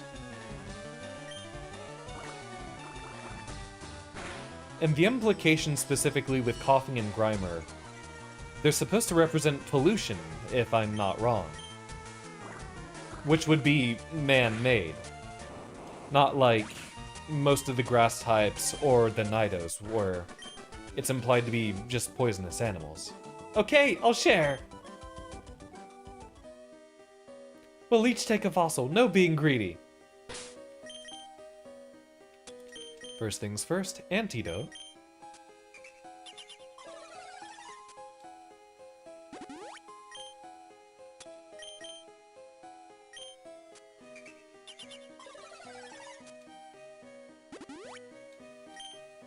And we will save before we make any weird mistakes. So yeah, looks like Helix.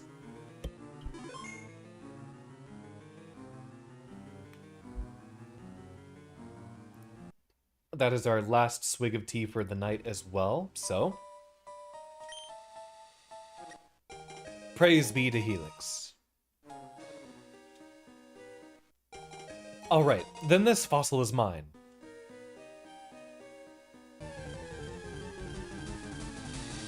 Felix. Squeeze every bit of experience we can get. Though at this point I feel like it's more of a time waster than anything else.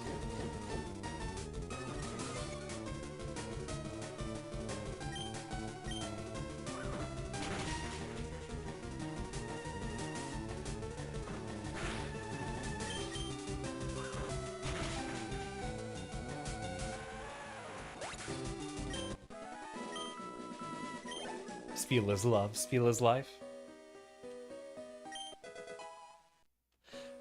Also, I'm gonna be real with y'all. Chances are our electric type by the end of the game is going to be Zapdos. I have to use my absolute all-time favorite if the opportunity arises. And none of y'all can fault me for that.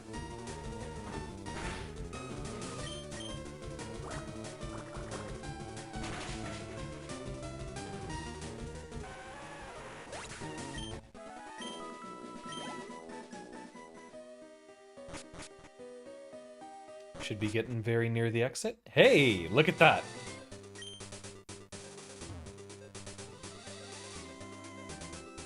Alright, let's see if we can avoid running into any trainers on the way there. Wait. No, it's because we have the one-way spot right here. Right, for what I remember, there's no way to get back to Pewter after this point, right?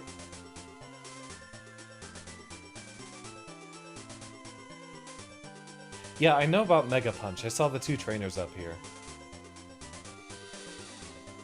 I don't know if these are... Wait. A punch of roaring ferocity, packed with destructive power. When the chips are down, Mega Punch is the ultimate attack. You agree, yes?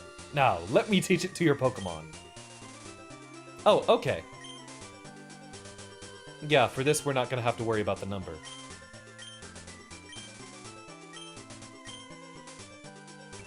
It's like 90% accurate, isn't it? Oh. Well, it's something.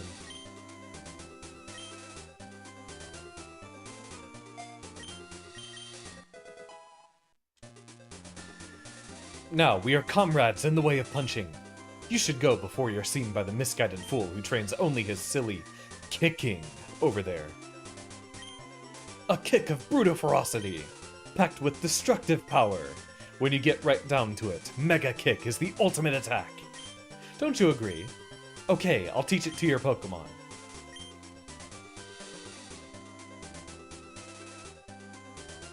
I mean, having a really... Well, this is like a normal type Fire Blast, isn't it? Like, it's got only 70% accuracy, doesn't it? I don't know if there's anyone that we want using something that inaccurate yet. You'll come crawling back when you realize the value of Mega Kick.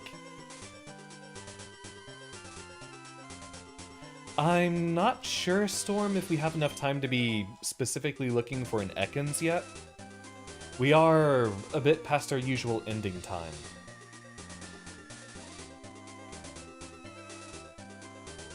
I'm gonna save here before we jump down. Yeah, we're over that 3-hour mark, so along with the late start, it's more responsible for us to be heading out for the evening.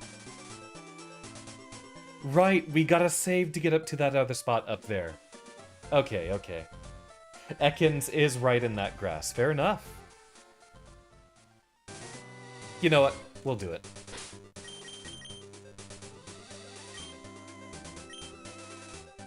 We'll find her. That will be our crowning moment for this evening, Storm. Not that one.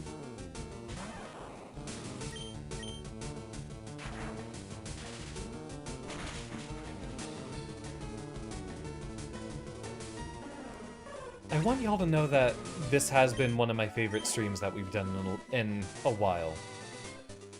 And I've really been loving streaming for y'all. I'll be real with y'all for a moment. I've been getting the usual content creator situation of worrying about the numbers for a little bit, and I don't mind having a small viewer base so much as I'm wondering, am I not getting any impressions, or why I've slowed growth every single year? But I still have absolute blasts being able to talk to all of y'all. Bird, name that bird that I hate. No, it won't fit. We only get like 10 characters.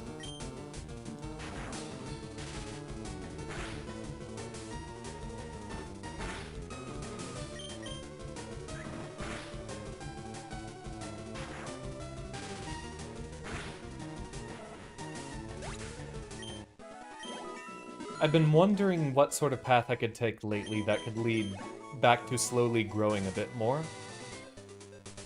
I think maybe if we stopped by a Pokemon... Nah, we don't need a Pokemon Center yet. There's still no Ekans. I do want to see what I can do to accelerate my growth, essentially, as a content creator. It's been waning over time, and so I've been wondering what I can do to get more stuff happening. One reason why we've been doing the YouTube here, the multi-stream, and I'd like to take a bit more time away from just streaming every night that I can to work on a little bit more stuff. Getting YouTube thumbnails out there would be cute too. Another thing I miss doing. This is a modified version of FireRed that has all the essentials of both games, basically. It's called FireRed Essence, so the essentials. Y'all said Ekans was here. I don't see Ekans. Or was it the previous patch of grass?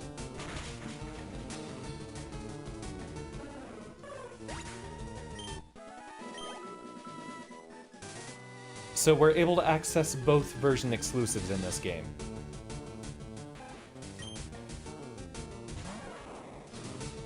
Any place where only one Pokemon appears per version? Spawns on Route 4.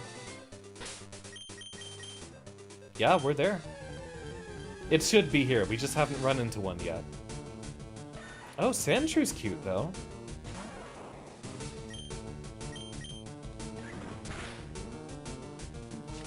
And quite a bit of defense. We might need to stop in the Pokemon Center real quick.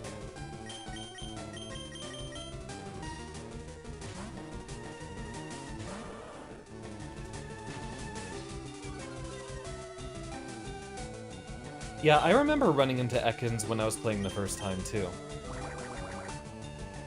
That should be enough for a good damage, but not a KO. Or, of course, we're just gonna get that. Never mind. I was not expecting that. Let's get a heal first for everyone. And hopefully not get interrupted by any cutscenes on the way in. Thinking back to it, the Hoenn region is gigantic, isn't it? I'm remembering how long it took for me to get through that game. What's y'all's favorite region? And by that I mean, not generation, but in terms of the actual map to explore.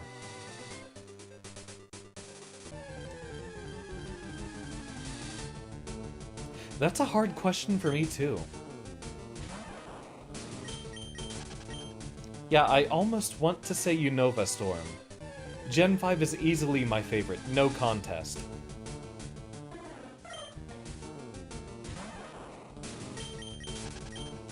Okay, I feel like it's just a 10% or a 5% chance. It might be a little bit rarer. There we go. She's here, Storm.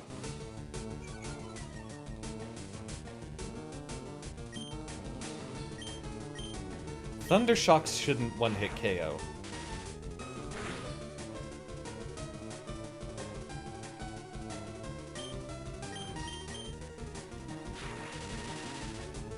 Let's go for the safe option. I don't want this to get ruined by an unlucky critical hit. Yeah, just gotta complain about it. Speak of the devil.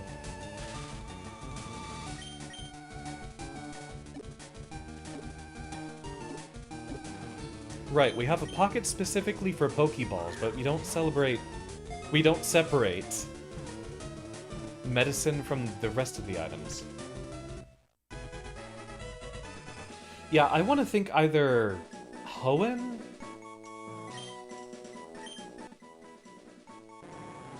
Honestly, I like the Gen 4 map too a lot. Yeah, I haven't even explored Gen 8 or 9, so I don't know how those factor in.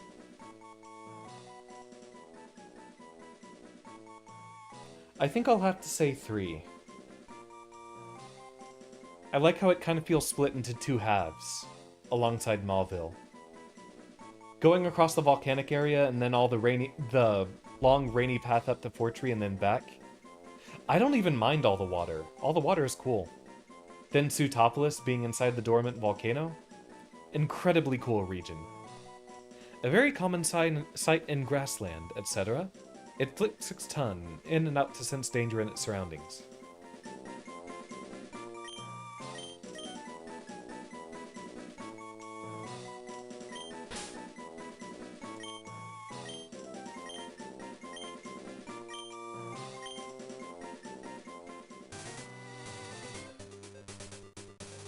Yeah, and you know what, Kahila? I have been thinking so much about Pokemon Black 2, White 2 lately. We finished that game before you popped around. Another thing I've been thinking about. I wouldn't mind going through replaying some of our all-time favorites that we did a long time ago on this channel. We did stuff like Hades 1 forever ago. The first Hollow Knight I don't think I'll be replaying, but there's a whole bunch of stuff y'all can see on my YouTube, which I know you're already there, Kahila. A bunch of really, really old streams that I love that I'd love to revisit again. And Black 1, White 1, of course, is a very big contender. But I've been thinking about going back and doing a full playthrough of Black 2, White 2 as well. Yep, it's bedtime for me as well, Bella. Thank you so much for the raid. I'll be passing it along to another friend. Yep, there she is, Storm the Bastard Snake herself. Bashful nature? I'm sure that's not descriptive of Viper whatsoever. Alright.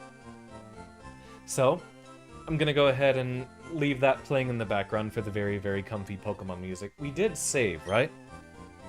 I'll save again, just to make sure. Having an absolutely wonderful nostalgia trip right now.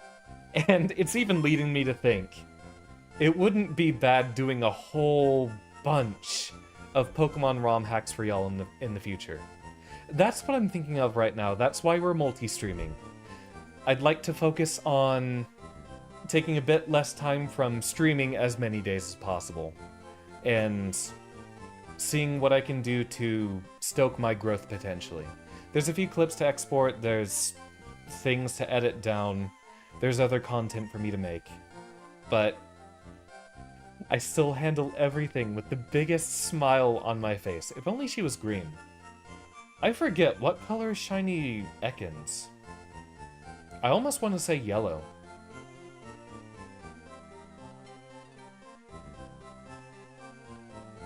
But I'm really thinking about Black 2, White 2 again, and the more I think about it, the more I want to return to that stream. Maybe give it a full replay, especially putting it into perspective with Black and White 1. Black White 1 remains one of my favorite games of all time, and my favorite just Pokemon game in general. But I do want to play them both back to back to get a good perspective, because I think I like Black and White 1 more, mostly because of how they handled the story in a lot more grandiose and mature way versus Black and White 2 being a little bit more lighthearted, despite having more and better content. I also like the context of Black White 1 standing on its own feet as a soft reboot. There's a lot of other Pokemon that snuck their way into Black 2, White 2. Can't really have a normal Pokemon for Paradox? I mean, we could get... There's some clock kind of Pokemon that we could get which kind of fit that. I almost feel like a Hoot Hoot Noctowl or some weird psychic types could work for her.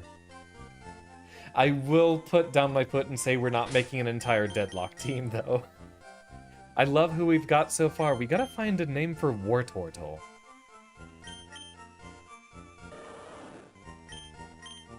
What a cute squad we've got so far. Klinklang being Gears? You know, I see that. I can see that. There's a move that shows up in later generations that lets you swap with a partner's position. Well, Wart isn't gonna make too much sense after the evolution into Blastoise. Alright. I would love with all my heart to keep chit-chatting with y'all, but I will save that for tomorrow. Thing I do want to bring up for y'all. Regardless of how interesting MechWarrior is for y'all, if y'all enjoy a good vibe, I'd be glad to see y'all. Since tomorrow is a night that I can stay up late and have lots of great conversations with all of y'all. And we can talk about what direction we want to take this channel.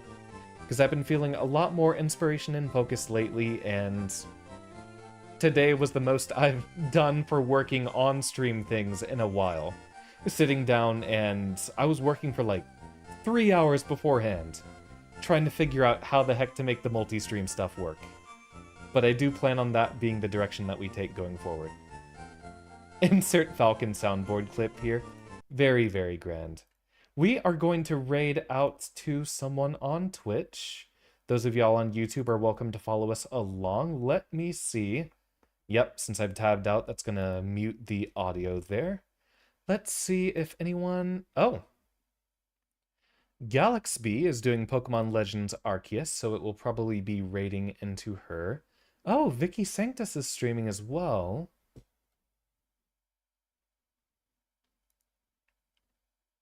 And Vicky Sanctus, we could actually mention Mech Warrior stuff as well. That would be cute.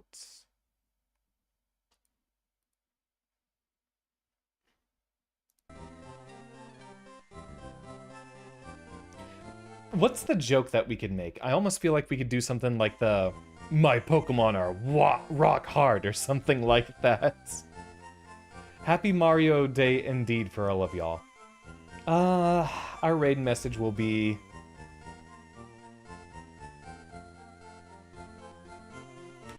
Yeah, you know what? We'll just do that.